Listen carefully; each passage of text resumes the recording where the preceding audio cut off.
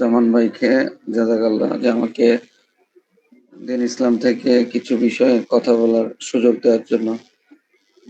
আর এরকম একটা দিনে রমজানের শেষ জুমাতুল বিদা, ওই দিন আমরা কিছু গুরুত্বপূর্ণ কথা শোনার জন্য, আল্লাহ সুবহানাহু ওয়া তাআলার সন্তুষ্টি অর্জনের জন্য একত্রিত হতে পেরেছি। এটা তার না অন কর, বাকিরা দেখছে কিনা। তো আল্লাহ সুবহানাহু ওয়া তাআলা আমাদেরকে এরকম একটা সুযোগ দিয়েছে, যদিও আমাদের এখান থেকে সবাই অফ দেখাচ্ছে। আমরা দেখতে পাচ্ছি না, দেখা যায় না। এবার হ্যাঁ করছে, এবার দেখা যাচ্ছে না, তাহলে আমি কেটে আবার জয়েন করি।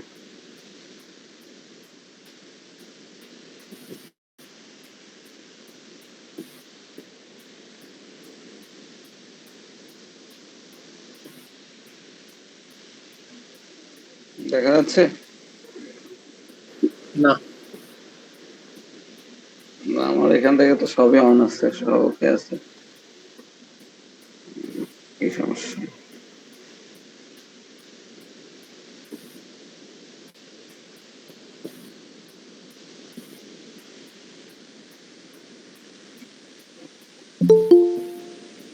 এবার দেখা যাচ্ছে? দেখা যাচ্ছে এখনো না। না।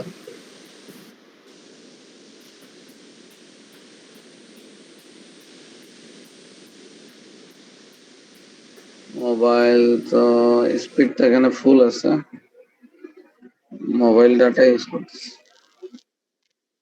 আচ্ছা, ঠিক আছে, ঠিক আছে।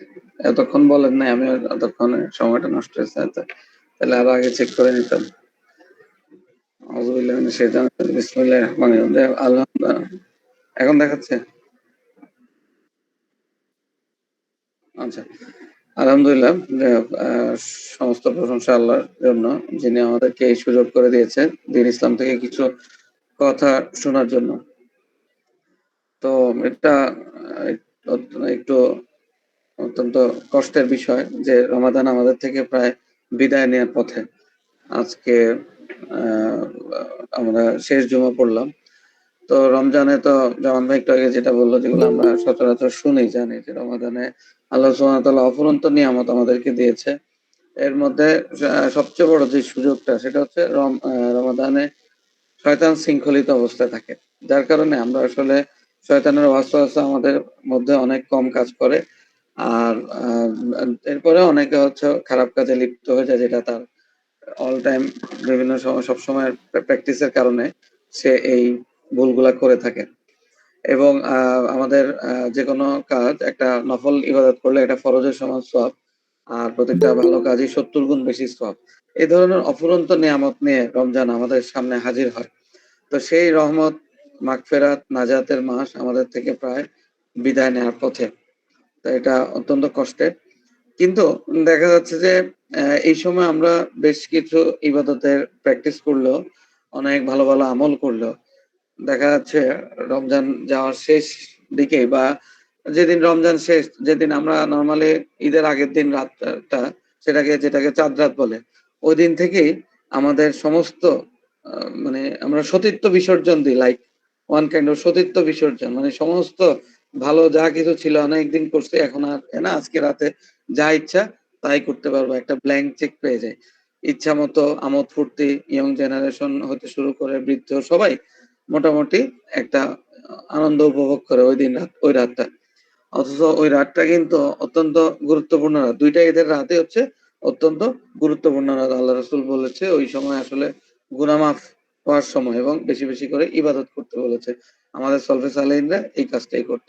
কিন্তু আমরা এটাকে একটা আনন্দ ফুর্তির রাত হিসেবে নিয়েছি। তো এর পরবর্তীতে রমজান বিদায় নেওয়ার সাথে সাথে আমাদের মনে মানে সোসাইটি থেকে আল্লাহর রহমত বিদায় নেয়, এরকম একটা অবস্থা। আমাদের সে আগের মতো অ্যাজ ইউজুয়াল লাইফ আমরা পালন করে থাকি। রমজান মাসে যা কিছু সংযম দেখা যাচ্ছে যে ব্যক্তিগত পর্যায়ে কিছুটা হলেও আমরা ইবাদত বন্দেগী করার চেষ্টা করি। আমরা অতিরিক্ত কথা কম বলা, বিভিন্ন বাজে ওয়েবসাইট বা জিনিসপত্র দেখা, এগুলো ইয়ংরা কম করে। কারো গার্লফ্রেন্ড বয়ফ্রেন্ড থাকলে তাদের সাথে কথাবার্তা বলা কম করে। নামাজ মসজিদ ভর্তি মুসল্লি দেখা যায়। এরপরে দান সৎকার প্র্যাকটিস বাড়ে। বৃদ্ধদের মধ্যে দেখা যাচ্ছে গসিপিং করা, ব্যাকবাইটিং, গীবত করা, এই প্র্যাকটিস গুলো কম থাকে। কিন্তু আস্তে আস্তে রমজান যাওয়ার সাথে সাথে এই জিনিসগুলা আমাদের ডে টু ডে লাইফে আবার ব্যাক করে, যেটা নিয়ে আমাদের আসলে কোনো ধরনের চিন্তা ভাবনা নেই।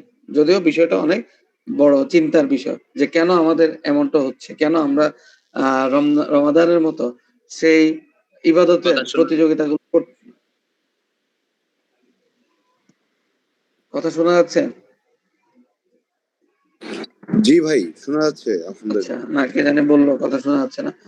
তো কেন আমরা সেই ইবাদতের প্র্যাকটিস গুলো করতে পারতেছি না, এটা আমাদের অবশ্যই ভাবা উচিত।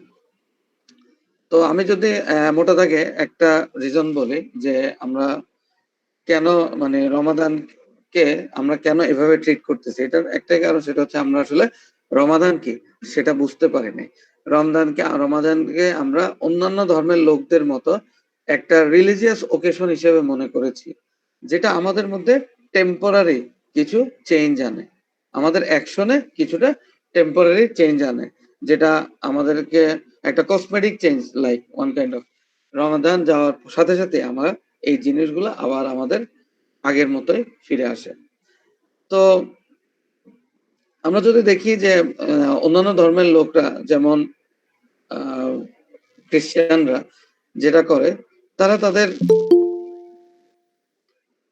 চার্চে নর্মালি রবিবারে একদিন যায় এবং গিয়ে সেখানে কিছু ইবাদত বন্দেগী করে। আর দেখা যাচ্ছে যে পুরো সপ্তাহ জুড়ে বা মাস জুড়ে, বছর জুড়ে তারা নিজেদের ইচ্ছা মতো মন অনুযায়ী তাদের কাজগুলা, জীবনটা পরিচালনা করে। তা আমাদেরও এই রমাদানটা আমরা ঠিক ওইভাবে নিয়েছি। আমরা একটা মাস আমাদের আল্লাহর বিধান অনুযায়ী চলবো, কিছুটা প্র্যাকটিস করব, আর বাকি সময়গুলো আমরা আমাদের নিজের নফস অনুযায়ী করব। তো দেখা যাচ্ছে ওই ধর্মের অন্যান্য ধর্মের লোকদের মধ্যে আদতে আমাদের মধ্যে আর তেমন কোনো পার্থক্যই আমরা দেখতে পাই না। এটার মূল কারণ কি? এটার মূল কারণ হচ্ছে অ্যাকচুয়ালি যে জীবন আদর্শ আমাদেরকে পরিচালনা করে, যে সেকুলার পুঁজিবাদী জীবন ব্যবস্থা যেটা আমাদের সমাজে বিদ্যমান, আমাদের এই জীবন ব্যবস্থাটা আমাদেরকে যেই চিন্তাটা দেয়, এই চিন্তাই মূলত দায়ী আমাদের মধ্যে এই মন মানসিকতাটা তৈরি করার পিছনে। গত ১০০ বছর ধরে আমরা দেখি যে খিলাফার অনুপস্থিতিতে এই মানব রচিত জীবন ব্যবস্থা, কখনো সেকুলারিজম, কখনো কমিউনিজম আমাদেরকে পরিচালনা করছে। যার কারণে আমরা জেনে হোক না জেনে হোক, আমরা এই সমস্ত জীবন আদর্শের মূল যে প্রিন্সিপাল গুলো আমাদের জীবনে অ্যাডপ্ট করেছি, সেটা হয়তো আমরা জানিও না।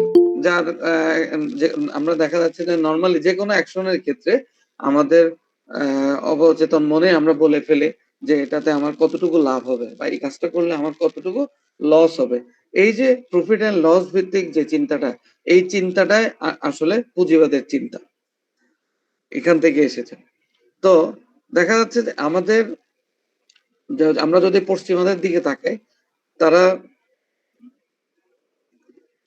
রিলিজনকে মানে ধর্মকে একটা পার্সোনাল বিষয় বানিয়ে ফেলেছে। এটা একটা পার্সোনাল ম্যাটার, যেটা মধ্যে কিছু রিচুয়ালস থাকবে, কিছু নীতি নৈতিকতা থাকবে, কিন্তু মানুষের ব্যক্তিগত জীবন, পারিবারিক জীবন, সামাজিক জীবন, রাষ্ট্রীয় জীবনে এই ধর্মের কোনো হস্তক্ষেপ থাকবে না।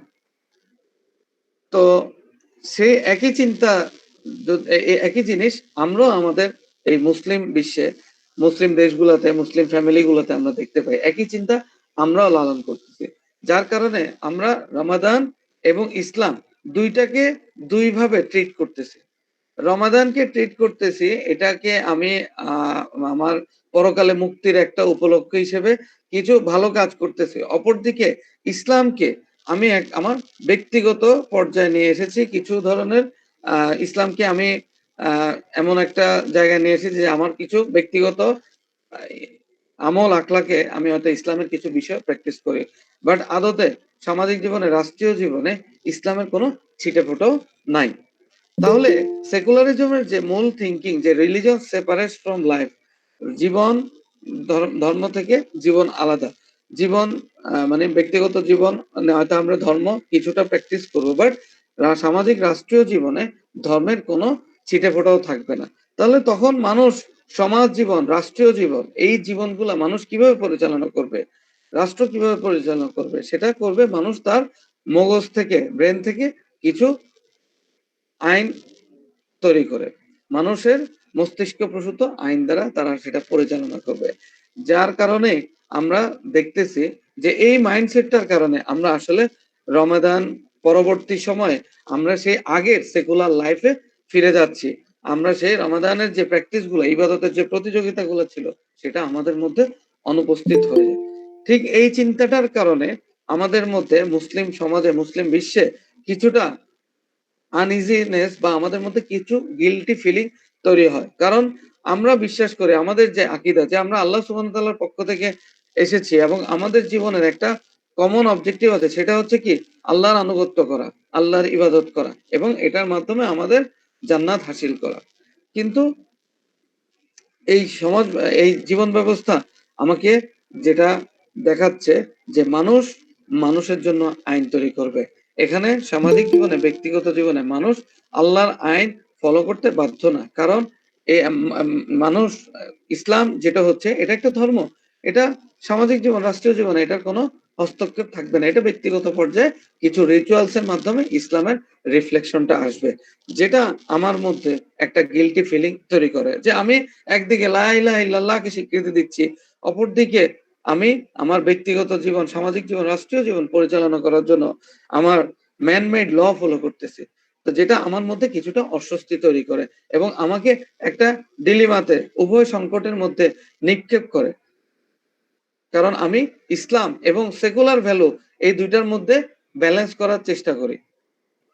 যার কারণে আমরা এমন একটা পার্সোনালিটিতে তৈরি হই যার মধ্যে কিনা কোনো ধরনের ডিরেকশন থাকে না এবং তার মধ্যে কোনো ডিস্টিংটিভনেস থাকে না যে আমি আসলে কে, আমি আমার নির্দিষ্ট কোনো পরিচয় থাকে না। আমি একদিকে ইসলামিক আকীদা ধারণ করি মনের মধ্যে, অপরদিকে সেকুলার লাইফস্টাইলে আমি আমার জীবনকে পরিচালনা করছি। যার কারণে হচ্ছে আমাদের এই আইডেন্টিটিটা তৈরি হয়েছে যে আর ওই রমাদান মুসলিম, আমরা কি শুধু রমাদানের জন্যই মুসলমান? রমাদানের পরবর্তীতে আমাদের অবস্থাটা কি দাঁড়ায়? তাহলে এখন আমি যদি নিজের ক্ষেত্রে নিজেকে আমি প্রশ্ন করি যে আল্লাহ সুবহানাহু ওয়া তাআলা আমাদেরকে যে কোরআন পাঠিয়েছে, এই কোরআনকে কি আমি বিশ্বাস করি যে আল্লাহর পক্ষ থেকে নাজিল করা একমাত্র গাইডলাইন, যেটা আমার জীবনকে আমি এটা দিয়ে পরিচালনা করব, নাকি আমার জীবনের কিছু আংশিক বিষয়ে আমি এই কোরআনকে অ্যাপ্লাই করব? অথবা আমরা কি মনে করি যে আমরা যে রমজান মাসে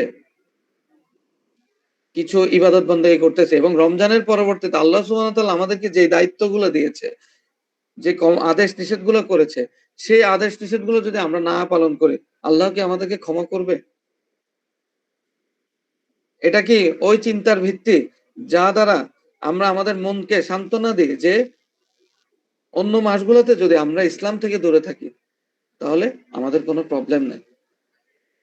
এই প্রশ্নগুলো আমরা নিজেদেরকে করি, তাহলে আমাদের নিজেদের মধ্যে কিছুটা হলেও চিন্তার উদ্রেক হবে। তাহলে আমরা আদতে যেটা বুঝতে পারি সেটা হচ্ছে অ্যাকচুয়ালি আমরা আমাদের রমাদান কি জিনিস, রমাদানের কি শিক্ষা, সেটা আমরা আমাদের আমরা পাইনি অথবা আমরা আমাদের জীবনে কাজে লাগাইনি। আল্লাহ সুবহানাহু ওয়া তাআলা পবিত্র কোরআনে বলতেছে যে আমি রমাদানকে তোমাদের উপর ফরজ করেছি, যেটা আমি করেছিলাম তোমাদের পূর্ববর্তী গণের উপর, যাতে তোমরা তাকওয়া অর্জন করতে পারো, মুত্তাকি হতে পারো। তাহলে আমরা গত সেশনে এই আলোচনাটা শুনেছি, আমাদের দেলোয়ার ভাই এই আলোচনাটা করেছিল যে তাকওয়া কি বা আমরা কিভাবে মুত্তাকি হতে পারবো।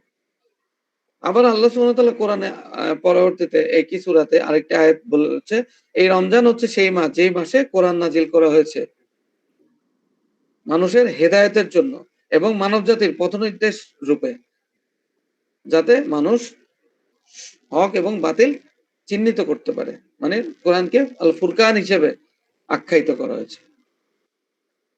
তাহলে আমরা যদি দেখি যে আমরা কি এই রমাদানে তাকওয়া অর্জন করতে পেরেছি, যে তাকওয়া অর্জনের জন্য আমাদেরকে এই রমজানটা পাঠিয়েছিল। আমরা কি কোরআনকে ফুরকান হিসেবে, সত্য মিথ্যার পার্থক্যকারী হিসেবে জীবনের প্রতিটি ক্ষেত্রে অ্যাপ্লাই করতে পারছি, বা অ্যাপ্লাই করার মন মানসিকতা আমাদের মধ্যে এই রমজানে তৈরি হয়েছে? যদি তৈরি না হয়ে থাকে তাহলে আমরা আসলে আমাদের এই রমজানের এই শিক্ষাটাকে আসলে আমাদের কাজে লাগাতে পারিনি। এই রমজান হওয়া উচিত ছিল আল্লাহকে বেশি বেশি করে স্মরণ করা এবং তাকওয়া অর্জনের মাস হিসেবে ট্রিট করা, শুধুমাত্র নিজেদের মধ্যে কিছু টেম্পোরারি পরিবর্তন আনার জন্য না। তাকওয়া মানে হচ্ছে, যেটা ভাই ওদিন বলেছিল, যে আল্লাহ শুধুমাত্র আল্লাহ ভীতি না, তাকওয়া মানে হচ্ছে ভয় না। তাকওয়া মানে হচ্ছে আল্লাহর ভয়ে কোনো হারাম কাজ থেকে বিরত রাখা এবং আল্লাহর হুকুমগুলো মেনে চলা। যেমন আমি সারাদিন পানাহার থেকে, খাবার থেকে বিরত থাকতেছি, যে সমস্ত বৈধ কাজ, হালাল কাজ, খাবার খাওয়া, পানি খাওয়া, এগুলো বৈধ কাজ, এই কাজগুলো থেকে আমি বিরত থাকতেছি। কেন? আমার প্রচন্ড পরিমাণ তৃষ্ণা, ক্ষুধা লাগা সত্ত্বেও আমি এটা থেকে বিরত থাকতেছি, বিকজ এটাই আল্লাহ সুবহানাহু ওয়া তাআলার হুকুম এই রমজানে। তাহলে এই কাজটাই হচ্ছে তাকওয়া। তাকওয়া মানে হচ্ছে আল্লাহর প্রতি সচেতনতা, গড কনসাসনেস। এই কনসাসনেস হচ্ছে সমস্ত ধরনের অ্যাকশনের ক্ষেত্রে আল্লাহ সুবহানাহু ওয়া তাআলার যে হুকুম সেটা বুঝতে পারা, প্রতিটা কাজের সাথে আল্লাহ সুবহানাহু ওয়া তাআলার সন্তুষ্টি লিঙ্ক করা, এটাকে হচ্ছে বলা হচ্ছে তাকওয়া। এটা আমাদেরকে রিয়েলাইজ করতে চেষ্টা করবে, তাকওয়া আমাদেরকে রিয়েলাইজ করতে চেষ্টা করবে যে আল্লাহর সাথে আমাদের রিলেশনশিপ কি। উমর বিন আব্দুল আজিজ যেটা বলেছিল যে তাকওয়া মানে হচ্ছে শুধুমাত্র দিনের বেলা পানাহা না খেয়ে থাকে এবং রাত্রে বেলায় তাহাজ্জুদ পড়া বা ইবাদত করা না। তাকওয়া মানে হচ্ছে আল্লাহ যা করতে আদেশ করেছে তা করা এবং যা করতে নিষেধ করেছে তা বর্জন করা, এটাই হচ্ছে তাকওয়া। তাহলে আমরা আজকে এই রমাদান মাসে আমাদের খাওয়া বন্ধ রাখছি, দিনের বেলায় পানাহার বন্ধ রাখতেছি, স্ত্রীর সাথে মেলামেশা বন্ধ রাখতেছি আল্লাহর ভয়। কিন্তু রমাদান যাওয়ার পরবর্তীতে এই রোজা রাখা ছাড়াও তো আমাদের আরো লর্ডস অফ ফরজ কাজ আছে, আল্লাহর হুকুম আছে। ওই হুকুমের ব্যাপারে আমাদের অবস্থানটা কি সেটা আমাদের চেক করা জরুরি। আজকে এই রমজান মাসে যদি মানে বিজ্ঞান, সায়েন্সও এখন বা ডাক্তাররাও, মেডিকেল সায়েন্স এটা বলে যে মানুষ যদি তার কোনো আচরণ, কোনো কিছু পরিবর্তন করতে চায় বা কোনো একটা কোয়ালিটি তার মধ্যে তৈরি করতে চায়, তাহলে এই 30টা দিনই যথেষ্ট, 1 মাস যথেষ্ট সময়। যেমন আমি রাত জেগে তাহাজ্জুদ পড়তে পারি না, বা আমি মোবাইল আসক্ত, আমার এই আসক্তি থেকে আমি দূরে যেতে যাচ্ছি, বা আমার আমি নেশায় আসক্ত বা অন্য কোনো সমস্যা আছে আমার, এই জিনিসগুলা যদি আমাকে বাদ দিতে হয় তাহলে আমি 4টা সপ্তাহ বা 30 দিনই এনাফ। তাহলে আমি যদি রমজানকে, আল্লাহ সুবহানাহু ওয়া তাআলা আমাদেরকে রমজান এই 1 মাসে দিয়েছে, তাহলে এটা হচ্ছে আমাদেরকে, এই রমজান বলছে তাকওয়া অর্জনের মাস। এই রমজানকে আমি আমার নিজেকে শেপ করার মাস। তাহলে সেই কাজটুকু আমি আসলে করতে পারলাম কিনা, বা আমি সেই পরিমাণ এফোর্ট দিয়েছি কিনা, তাহলে এটা বোঝা যাবে আমার রমজানের পরবর্তী সময়ের অ্যাকশন থেকে। তাহলে এটা আমাদের জন্য একটা সুযোগ ছিল, এবং এই সুযোগ একটা নয়, গত কারো বয়স, আমাদের কারো 40 বছর হয়ে গিয়েছে, কারো 35 বছর হয়েছে, জীবনে 35টা 40টা রমজান পেয়েছি, তারপরে আমরা আমাদের এই সুযোগটা কাজে লাগাতে পারিনি। এবং আল্লাহ সুবহানাহু ওয়া তাআলা যেই কারণে আমাদেরকে এই রমজানটা দিয়েছে সেটার সে অবজেক্টিভটা আমরা হাসিল করতে পারিনি। তাহলে এই যে তাকওয়া অর্জন করা, বা আমাদের যে ট্যাগ লেগে গেছে, যে আমাদের যে লেভেলটা, যে রমাদান মুসলিম, এটা আমরা কিভাবে রিমুভ করব, এটার উপায় কি?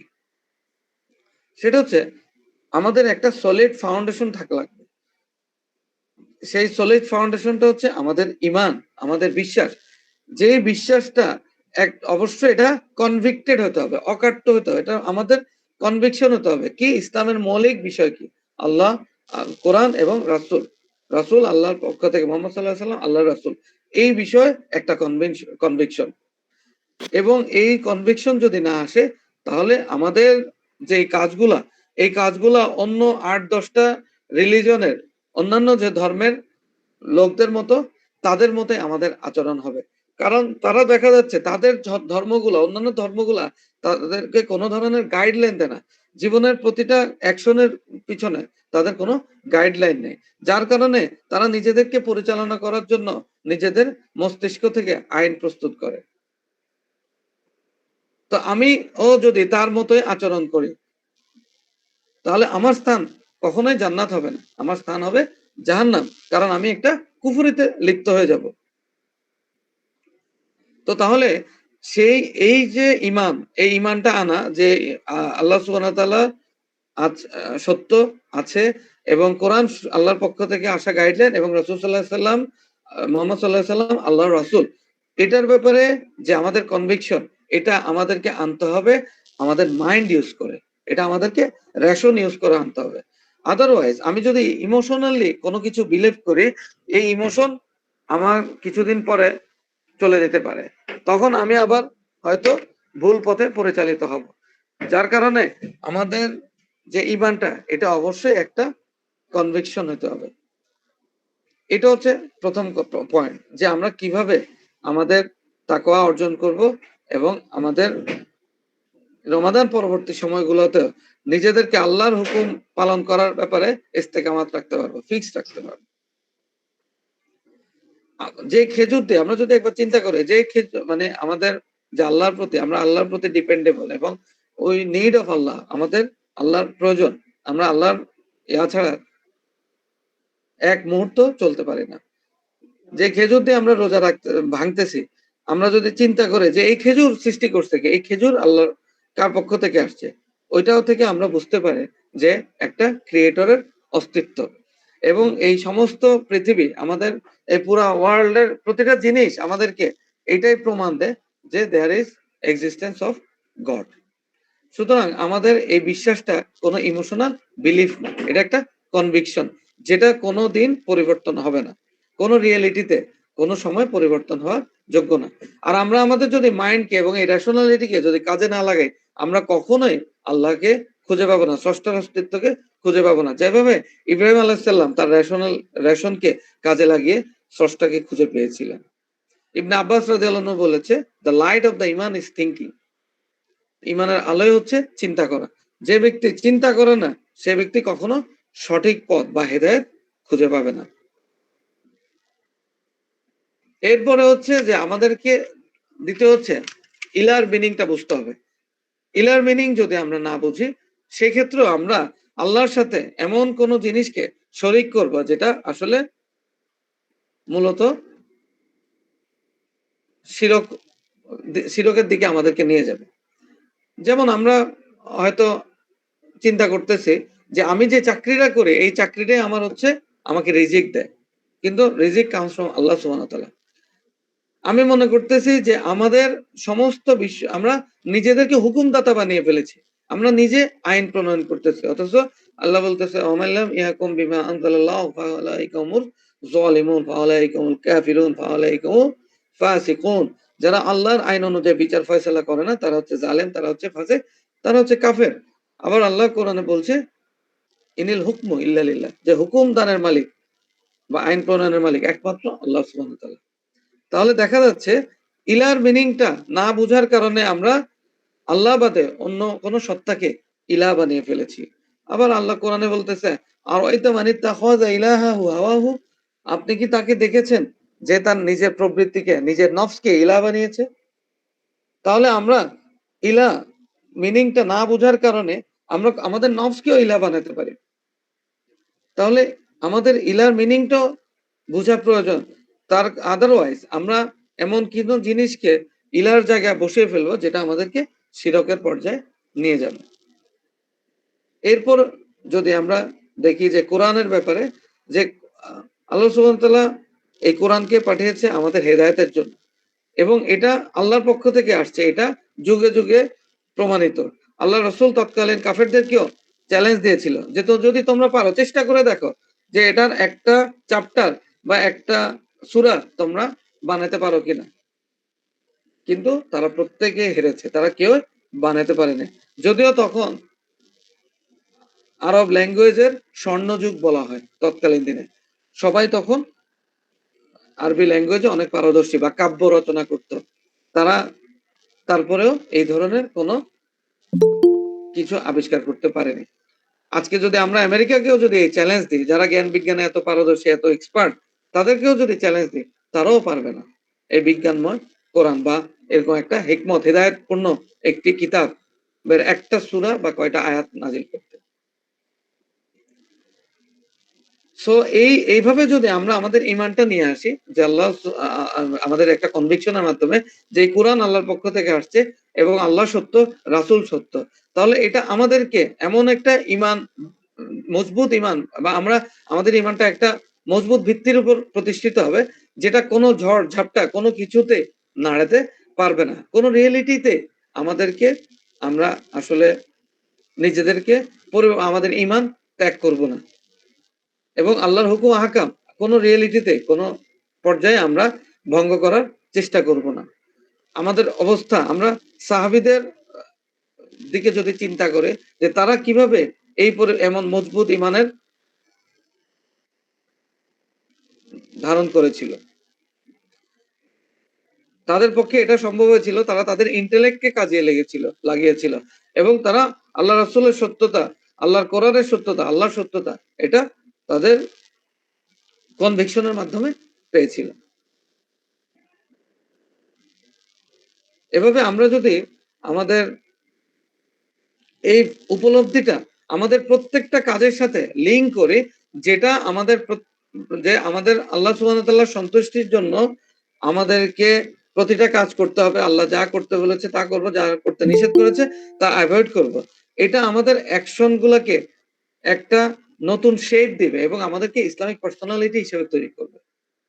যে ইসলামিক পার্সোনালিটি রমজানকে একটি উপলক্ষ বানাবে তার জীবনকে এলিভেট করার জন্য, তার সাথে আল্লাহ সুবহানাহু ওয়া তাআলার সন্তুষ্টি মানে সম্পর্ককে রিবিল্ড করার জন্য,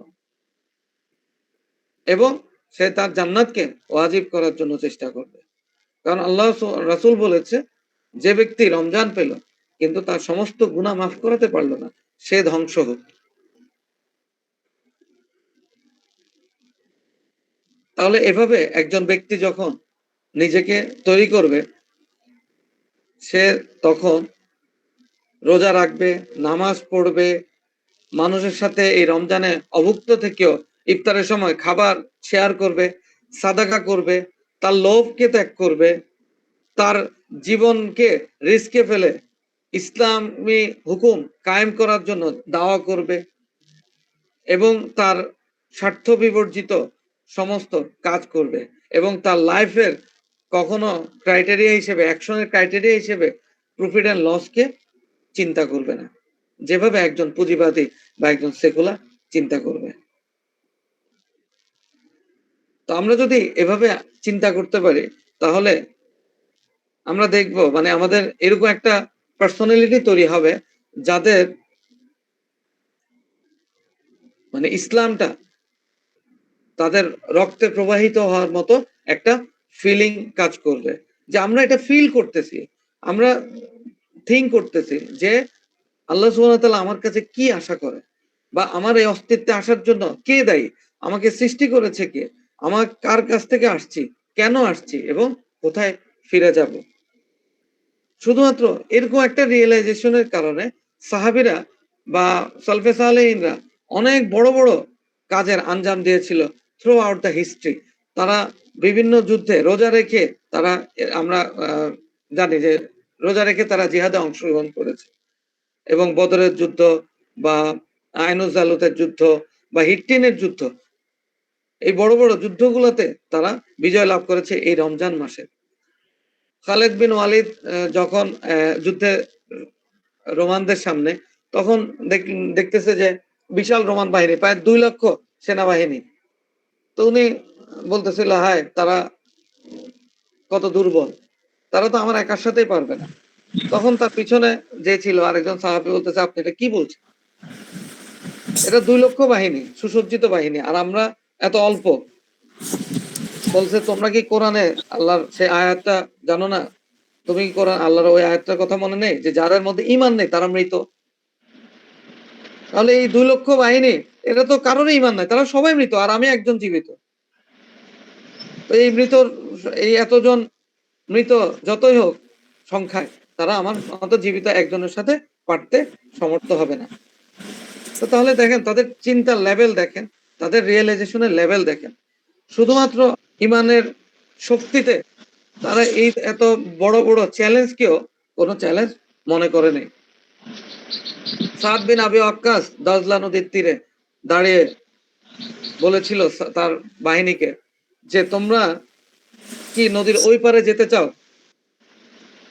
নাকি আমরা আমাদের জার্নি এখানেই থামিয়ে দিব? উনি দাওয়া করতে করতে ইসলামের জন্য পতাকা নিয়ে ছুটতে ছুটতে দজলা নদীর সামনে উপস্থিত হয়ে তার অনুসারীদেরকে এটা প্রশ্ন করলো। তারা বলল, না, আপনি এই নদীর উপর দিয়ে ঘোড়া ছুটিয়ে দেন, আমরা ওই পারেও গিয়ে দেখবো যে কোনো ল্যান্ড আছে কিনা যেখানে আল্লাহর বাণী এখনো পৌঁছেনি, আমরা ওইখানে আল্লাহর বাণী পৌঁছে দিতে চাই। এবং তারা এই পানির উপরে তাদের ঘোড়া ছুটায় দিল, এবং ইতিহাস সাক্ষী তাদের একজনও ওই পারে সবাই পৌঁছে গিয়েছে এবং তাদের কেউ মিসিং ছিল না। তাহলে এই যে পানির উপর ঘোড়া ছুটায় দেওয়া, এটা পৃথিবীর ইতিহাসে মুসলিম বাদে আর কেউ করতে পেরেছে? তাহলে এটা কিসের ভিত্তিতে? এই পানি তো ফেরাউনকে ডুবিয়ে দিয়েছিল, কিন্তু মুসা আলাহিসাল্লামের সাল্লামের বাহিনীকে ডুবায় নাই। তাহলে এটা কিসের শক্তিতে এটা সম্ভব হয়েছিল? এটা শুধুমাত্র ইমানের ভিত্তিতে তারা এই কাজগুলো করতে পেরেছিল। তাহলে সেই ইমান যদি এভাবে এত বড় বড় বিজয় দিয়েছিল, অকল্পনীয় বিজয় যেটা তারা চিন্তাও করতে পারেনি সাহাবীরা, সেই ইমান যদি আজকে আমরা অর্জন করি, তাহলে আমরাও এই বিশ্বকে জয় করতে পারবো অচিরেই ইনশাআল্লাহ। তাহলে এরকম একটি অকাট্য ইমান, যেটা ব্যাপারে আমাদের অবশ্যই কনভিকশন থাকতে হবে। যে আগুন আমি হাত দিলে আমি বুঝতে পারি যে আগুন আমাকে পুড়িয়ে দিবে, তাই আমি আগুনে হাত দেই না, আগুনে ঝাঁপ দেই না। এটার ব্যাপারে যেমন আমার কনভিকশন আছে, সেভাবে আল্লাহ সুবহানাহু ওয়া তাআলা তার কোরআন এবং রাসূল তার ব্যাপারে আমাদের এই কনভিকশনটা থাকতে হবে। যদি আমাদের এই কনভিকশনটা অর্জন হয়, তাহলে আমরা সাহাবীদের মতো বিভিন্ন প্রতিকূল পরিবেশে আমরা স্ট্রিট ফাস্ট দৃঢ় থাকতে পারবো, ইস্তেকামাত প্রদর্শন করতে পারবো। জামান ভাই শুরুতে বলেছিল যে রমজানের একটা অ্যাটমসফিয়ার অফ ঈমান থাকে, অ্যাটমসফিয়ার অফ তাকওয়া থাকে, যার কারণে আমরা ভালো ভালো আমল করা, কাজ করা, ইসলামিক প্র্যাকটিস গুলা করা এটা খুব ইজি। কিন্তু যখন রমাদান চলে যায়, তখন পোস্ট রমাদান এটা আমাদের জন্য খুব চ্যালেঞ্জিং যে এই প্র্যাকটিসটা ধরে রাখা। কিন্তু এই ধরে রাখা তখনই সম্ভব হবে যখন আমরা রমাদানের যে সিগনিফিকেন্স এবং রমাদানের যে মিনিং এটা বুঝতে পারবো, এবং আমাদের ইমানটা হবে কনভিকশনের ভিত্তিতে। আদারওয়াইজ আমরা আমাদের আগের মতোই থেকে যাব।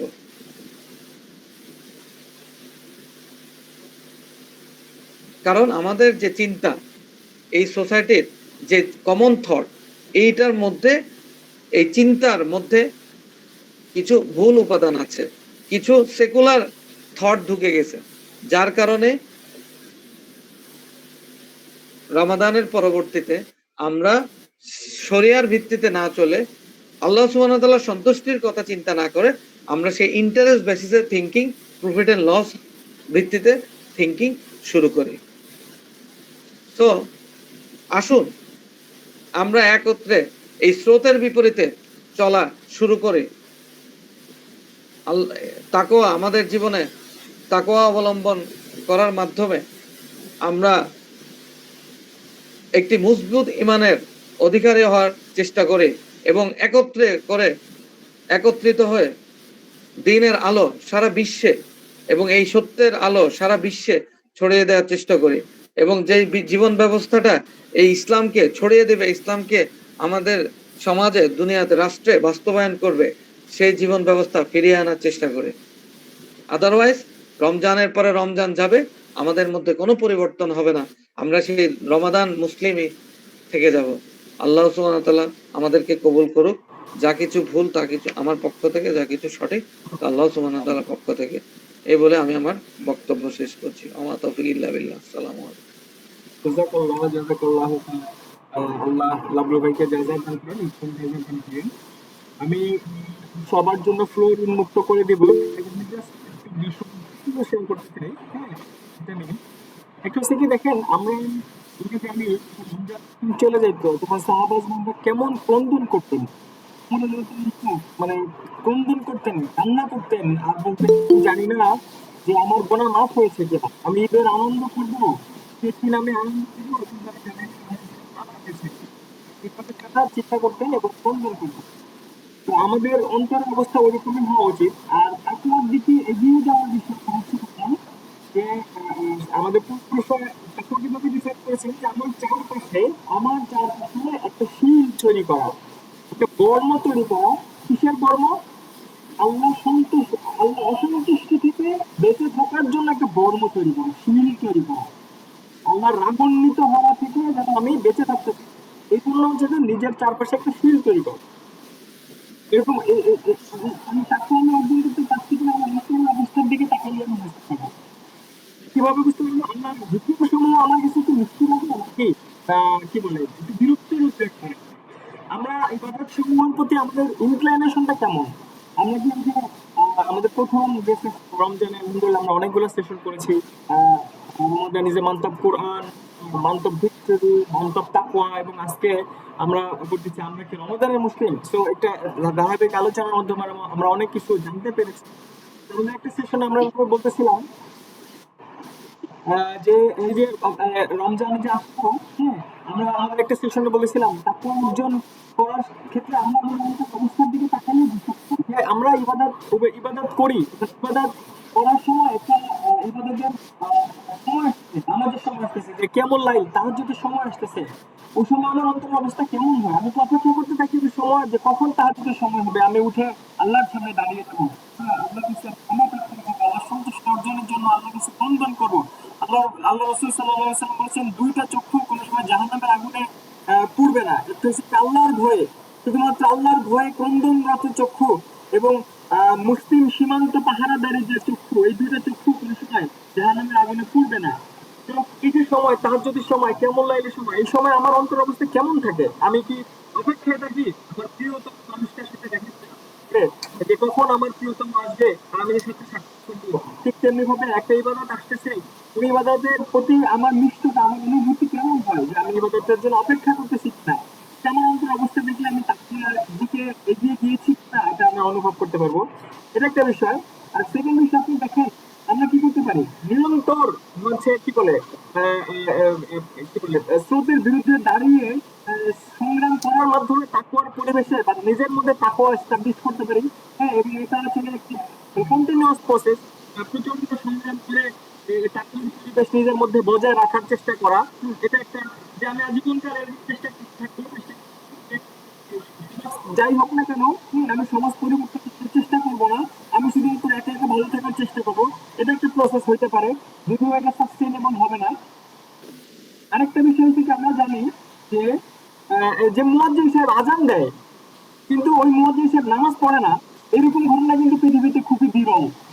যিনি আজান দেন তিনি অবশ্যই আমরা জানি। হ্যাঁ, ঠিক তেমনি ভাবে আমি যদি শুধুমাত্র এই যে নিরন্তর সমাজের বিরুদ্ধে একা একা ভালো থাকার জন্য চেষ্টা করে যাব, যেটা অনেক ক্ষেত্রে বাস্তবসম্মত না, হ্যাঁ, এর বাইরে আমরা মুয়াজ্জিন সাহেবের মতো নিজের আচরণ করতে পারি, আমরা সমাজকে তাকওয়ার দিকে আহ্বান করতে পারি।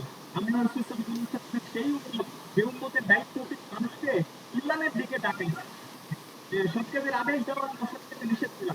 রাসূল সাল্লাল্লাহু আলাইহি ওয়াসাল্লাম যখন বলতেছিলেন যে তোমরা জঙ্গলে যখন আগুন লাগে তখন কীট পতঙ্গ ওই আগুনের দিকে নিজেকে আত্মহতি দেওয়ার জন্য ছুটে যাইতে থাকে, তোমরা মানুষরা জাহান্নামের দিকে ওরকম করে ছুটে যাচ্ছ, আর আমি মুহাম্মদ সাল্লাল্লাহু আলাইহি ওয়াসাল্লাম তোমাদেরকে পিছন থেকে জাহান্নাম থেকে বাঁচানোর জন্য টেনে ধরতেছি।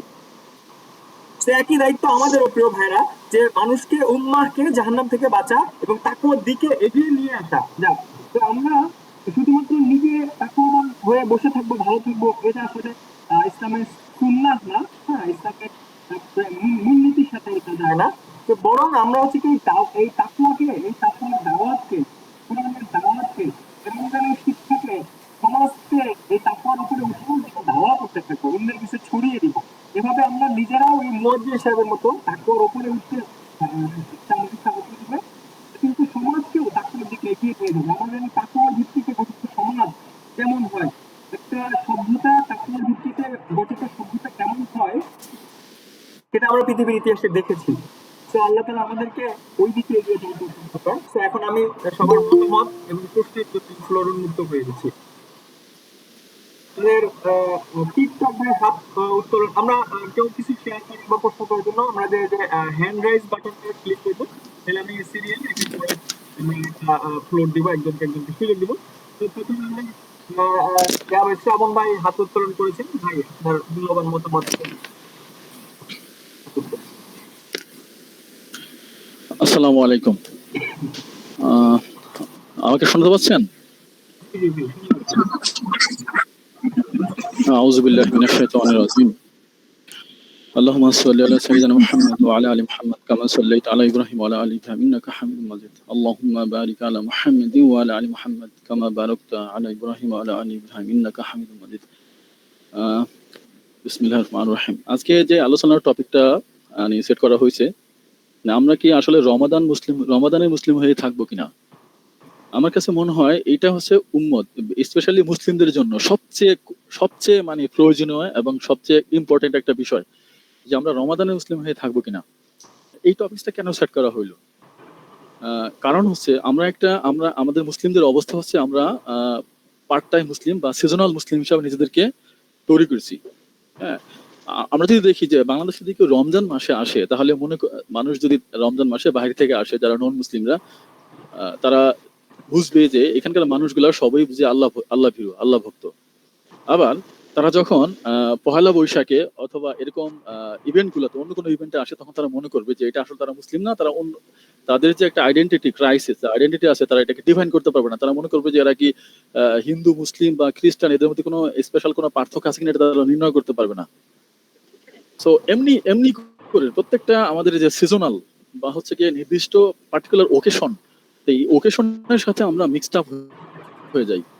তো এই রমজান মাস হচ্ছে গিয়ে এমন একটা মোমেন্টাম, এমন একটা কি বলে পরিবেশ থাকে, যেই সময়ে মানুষ সৃষ্টিকর্তার ডাকে সাড়া দেয়, এবং এই সময় আসলে বোঝা যায় যে আসলে আমরা সবাই মুসলিম, আমরা আল্লাহকে ভালোবাসি, আমরা দ্বীন ইসলামের মধ্যে প্রবেশ করছি, আল্লাহ রাসূলুল্লাহ সাল্লাল্লাহু আলাইহি ওয়াসাল্লামের সুন্নাহকে অনুসরণ করি, এটা আসলে বোঝা যায়। বাট আফসোসের বিষয় হচ্ছে এটা রমজান যখন বিদায় হয়, সাথে সাথে এটাও চলে যায়। আসলে এটা কেন হয়? আসলে এটা নিয়ে কথা বলতে গেলে ইসলামের অনেকগুলো বিষয় অ্যাড করা যায়। আমি খুব শর্টলি বলার চেষ্টা করবো ইনশাল্লাহ, তবে একটু সময় লাগবে, কয়েক মিনিট। দেখেন, ইসলাম হচ্ছে একটা জীবন আদর্শ। ইসলাম কোনো ধর্ম, স্পেশালি শুধুমাত্র ধর্ম না। ইসলাম হচ্ছে একটা পরিপূর্ণ দিন, এটা জীবন সামগ্রিক এবং কম্প্রিহেনসিভ। বাট ইসলাম ছাড়া বর্তমানে যতগুলো মতবাদ আছে, ওগুলো শুধুমাত্র মতবাদ বা সাম রিচুয়ালের সমন্বয়। বাট ইসলাম শুধু রিচুয়ালের সমন্বয় নয়। আমরা দেখি খ্রিস্টানদের ক্ষেত্রে কি হয়, যখন একটা বাচ্চা শিশু জন্ম নেয়, তখন তাদেরকে ব্যাপটাইজ করায়, গির্জায় নিয়ে যায়, তাদের পাদ্রীর কাছে নিয়ে যায়, তারা ব্যাপটাইজ করায় এবং তার একটা সুন্দর নাম রেখে দেয়। তারপর তারা সপ্তাহে একদিন তাদের গির্জায় গিয়ে ইবাদত করে। সেম অ্যাজ তারা যখন মারা যায়, তাদেরকে তাওফিনে জড়ায় একটা আনুষ্ঠানিকতার মাধ্যমে। সেমলি হিন্দুদের, আমরা যদি এখানে হিন্দুর, আমাদের দেশে ইসলামের পরে, মুসলিমদের পরে হিন্দুদের সংখ্যা বেশি। আমরা যদি হিন্দুইজমের দিকে তাকাই, এটা একটা ইজম, সাম রিচুয়ালিস্টিক বিষয়ের সমষ্টি। আমি প্রায়ই আমাদের পার্শ্ববর্তী এলাকাতে হিন্দু পাড়া আছে, ওখানে আমি যাই, তারা দেখি যে তারা, আমি গেলে 11টার দিকে মাঝে মাঝে যাওয়া পরে, তো তারা উলুধ্বনি দেয়। হ্যাঁ, আর তারা কিছু কিছু রিচুয়াল পালন করে, তাই না? বাট রেস্ট অফ দ্য লাইফে তারা যেই গড বা ভগবান যেটাকে বিশ্বাস করে না কেন, তাদের রেস্ট অফ দ্য লাইফে তার ওই ভগবানের গডের ইনস্ট্রাকশন নাই। তাদের জীবনে তার ভূমিকাগুলোকে প্রতিফলিত হচ্ছে না দেখা যায়, বা তারা প্রতিফলন ঘটাচ্ছে না, এটা দেখা যায়। বাট ইসলাম হচ্ছে একটা complete package, complete code of life. But তারপরেও আমরা এরকম কেন, মানে রমজান মাসে এরকম, বাট রেস্ট অফ দ্য রমাদান এরকম কেন? দুঃখের বিষয়, আজকে আমি জুমার নামাজ যে মসজিদে পড়লাম, সেই মসজিদের ইমাম সাহেব, খতিব সাহেব হোসেন একজন মুফতি। তিনি, আমি চরমভাবে মানে হতাশাগ্রস্ত হয়েছি তার কথা শুনে এবং মর্মাহত, এবং আমি আসলে নিজেকে টেম্পার ধরে রাখতে পারিনি। আমি ছেলেদের সাথে আলোচনা শুরু করে দিয়েছিলাম, তো যারা আমার আশেপাশে বসছে। সেটা কি, সে বলতেছে 5 ওয়াক্ত নামাজের কথা, যে আমি 1 মাস আমরা ইবাদত করব, তারপরে বাকি 11 মাস যতই আমরা অন্যায় করি না কেন, পরের বছর আবার এই 1 মাসে ক্ষমা চেয়ে নিয়ে আমরা ঠিক হয়ে যাব। চিন্তা করেন আমাদের মধ্যে কি ধরনের চিন্তা ঢুকে। নাউজুবিল্লাহ মিন জালিক, কত বড় ভয়ানক কনসেপ্ট ঢুকাইতেছে আমাদের মধ্যে যে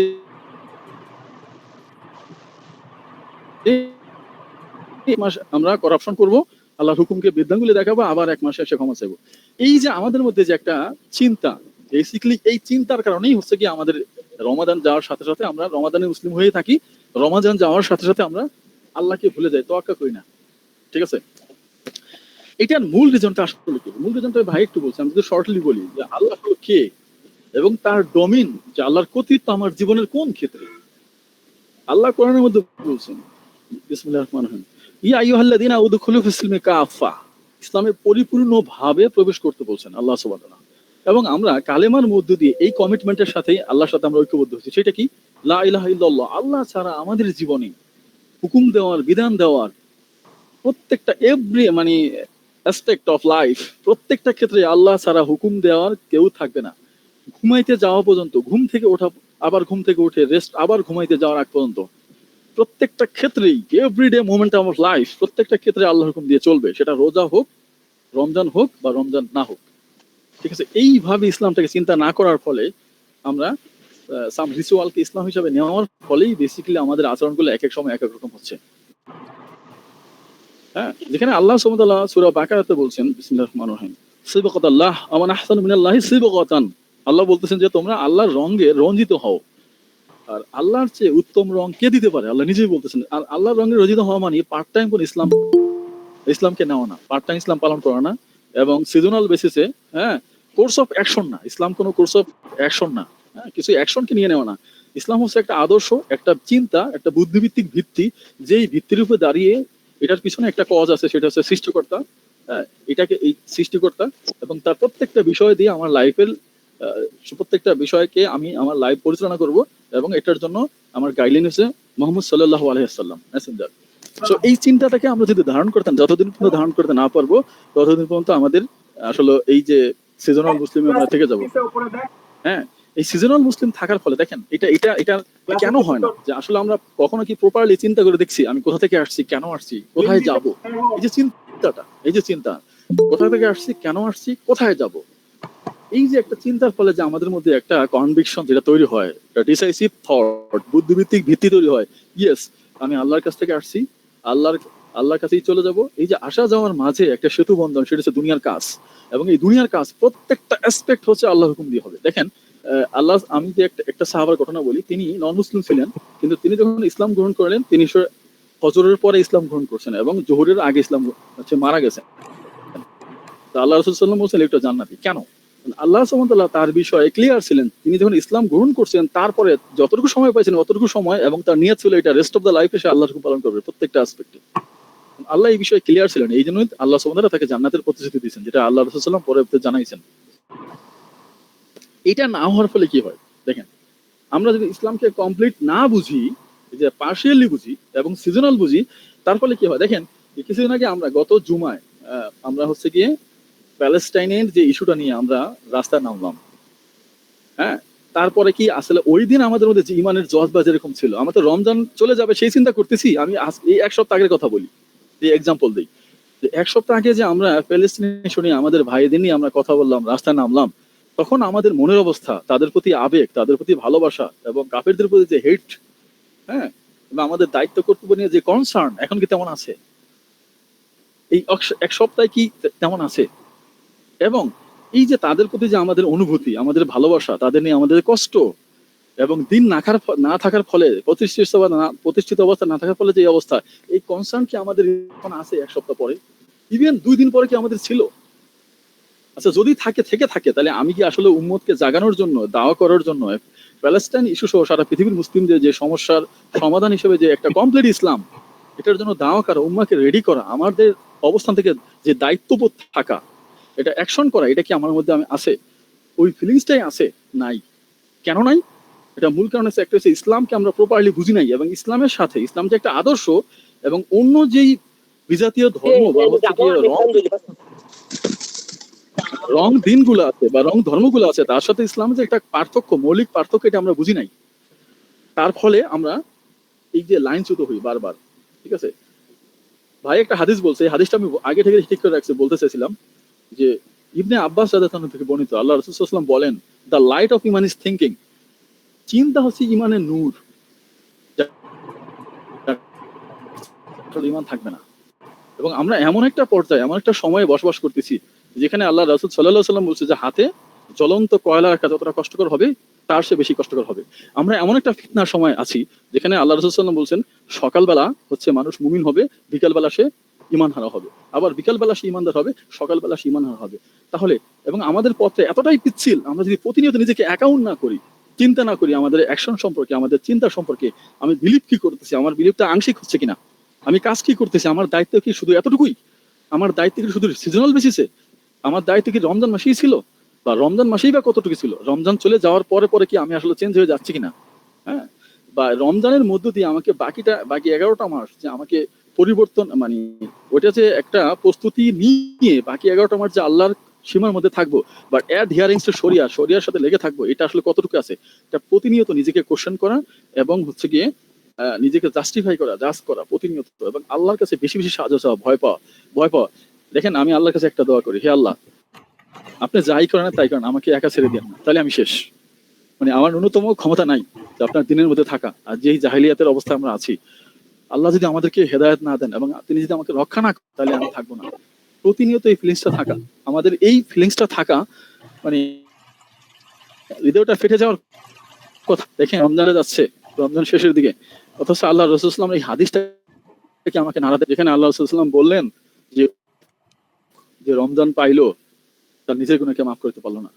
আমি কি আসলে আমাকে নিয়ে ভীত সন্তুষ্ট যদি থাকি, তাহলে অবশ্যই আমি নিজেকে চেঞ্জ করতে পারবো, আমি বুঝতে পারবো আমার মধ্যে তাকওয়া অর্জন হয়েছে, এবং এই তাকওয়া rest of the 11th month 11 মাস আমাকে পরিচালিত করবে।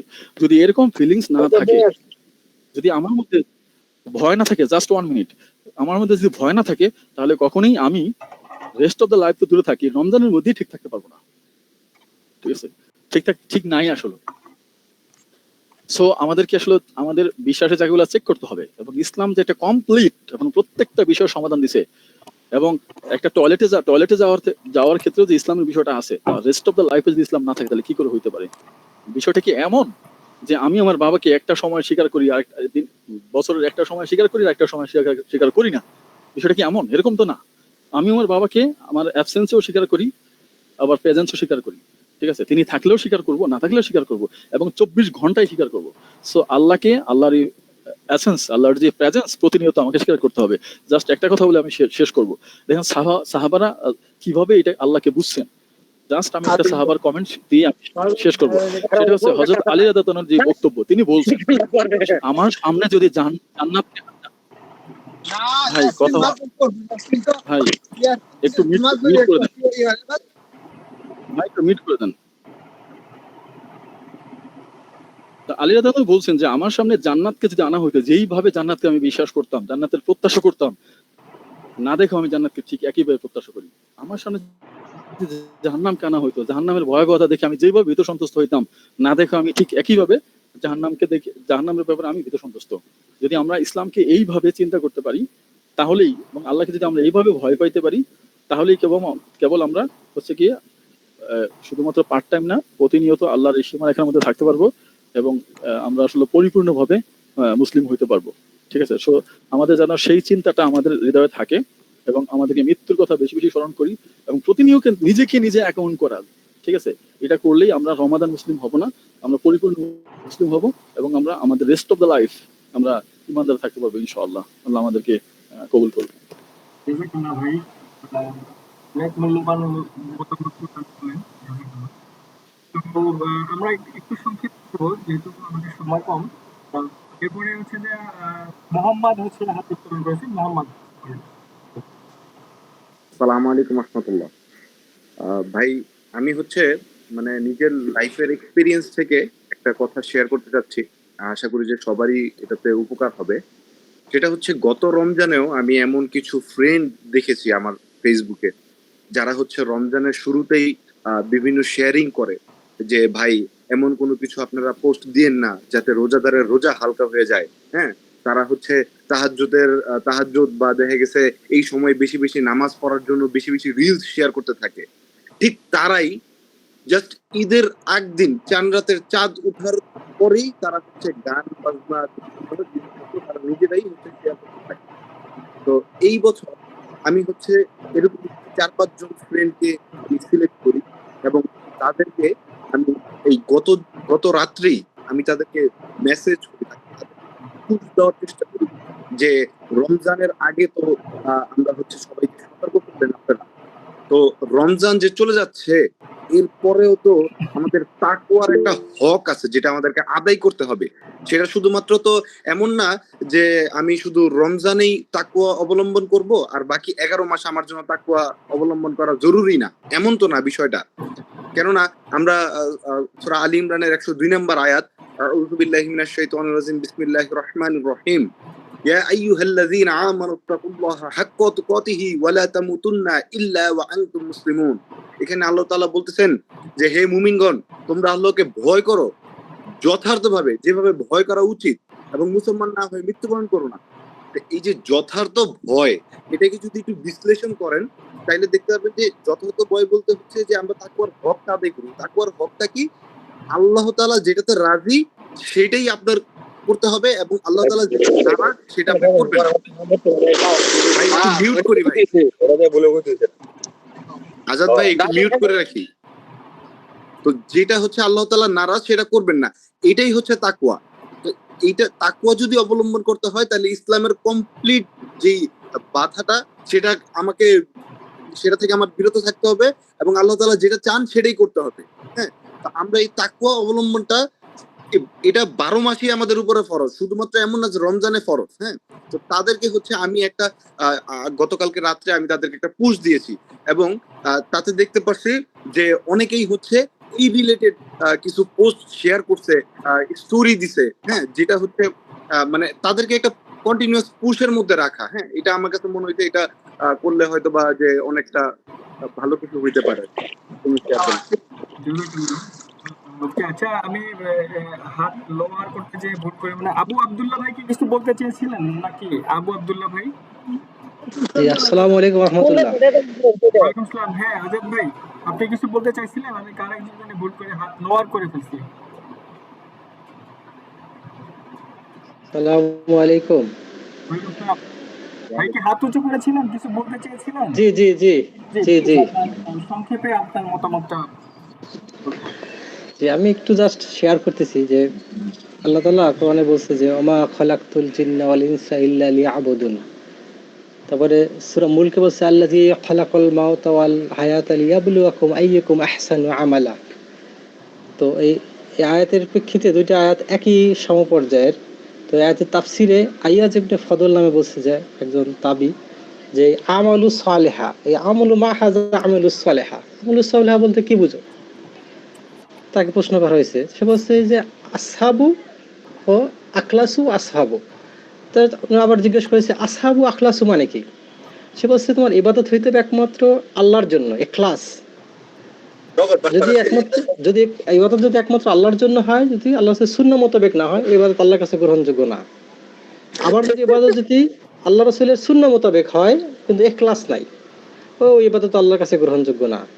তো ইবাদত গ্রহণযোগ্যের মূল শর্ত হচ্ছে একমাত্র আল্লাহর জন্য, একমাত্র আল্লাহ রাসূলের সুন্নাহ মোতাবেক। তো আবার কোরআনে আল্লাহ তাআলা সূরা বাকারা 21 নম্বর আয়াতে বলছে ইয়া আইয়ুহাল্লাযিনা আমানু উবুদু রাব্বাকুমুল্লাযী খালাকাকুম মিন ক্বাবলিকুম লাআল্লাকুম তাত্তাকুন। আল্লাহ তাআলা যে মানুষ সৃষ্টি করছে তার ইবাদত করার জন্য। এখন ইবাদত করার উদ্দেশ্য কি? ইবাদত করলে কি হবে? আল্লাহ তাআলা সূরা বাকারা আয়াত বলে দিয়েছে আমি এইজন্য তোমার ইবাদত করব তো তোমরা মুত্তাকি হইতে পারো। ইবাদতের দুইটা আছে, একটা হচ্ছে আপনার খাস, একটা আম। খাস হচ্ছে যেরকম আল্লাহ তাআলা সূরা ইয়েতে বলছে বাকারা যে রমজান ফরজ করেছে তোমরা যেন মুত্তাকি হইতে পারো, এটা হচ্ছে এই রমজানের জন্য খাস। আবার ইবাদতের মূল উদ্দেশ্য হচ্ছে তাকওয়া অর্জন, এটা হচ্ছে আম, মানে সমস্ত ইবাদতের মূল উদ্দেশ্য হচ্ছে আল্লাহর তাকওয়া। যেরকম আবার ইয়েতে বলা হয়েছে যে আপনার সালাতের কথা বলে, সালাত মানুষকে ফাহিশা কাজ থেকে বিরত রাখে, এটা হচ্ছে সালাতের জন্য খাস। আম হচ্ছে তাকওয়া অর্জন করা। তো আমাদের সমস্ত ইবাদতের মূল উদ্দেশ্য হচ্ছে কি? তাকওয়া অর্জন করা। এখন আবার আল্লাহ তাআলা সূরা ইয়াতে বলছে, সূরা নিসার 137 নম্বর আয়াতে ইয়া আইয়ুহাল্লাযিনা আমানু আমিনু বিল্লাহি এখানে ইমানদারকে বলেছে ইমানদার তোমরা পুরো ইমান আনো, আল্লাহর উপর ইমান আনো। তো এখানে বলতে যে পুরোপুরি ইমান আনতে হবে। হয়তো ইমানের আমরা পুরোপূর্ণ যে ইমানের আবার আমল আছে, সাহাবীরা বলছে যে ইমানের 70 অধিক শাখা আছে, এর ভিতরে শাখার ভিতরে ইমানের কেউ কেউ বলছে যে ইমান হচ্ছে আবার আমলেরও নাম। তো অধিকাংশ যারা আপনার মানে আথারি যারা আকিদার বিশ্বাসী তারা বলছে যে ইমান এবং আকিদা আমল এবং ইমান একই জিনিস। তো এরকম আমাদের ইমানের যে আমল আছে, যে এই আমলগুলো আমাদেরকে যথাযথ আদায় করলে আমাদের ইমানও পরিপূর্ণ হবে।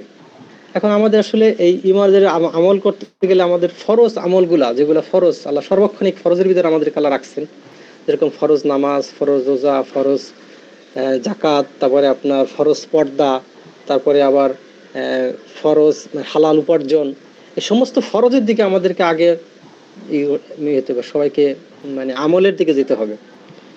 তাহলে আমাদের একটা সব জায়গা থেকে যে আমরা যে মানে পরিপূর্ণ আমল করতে পারি ফরজগুলা, তা আমাদের তাকওয়া হবে।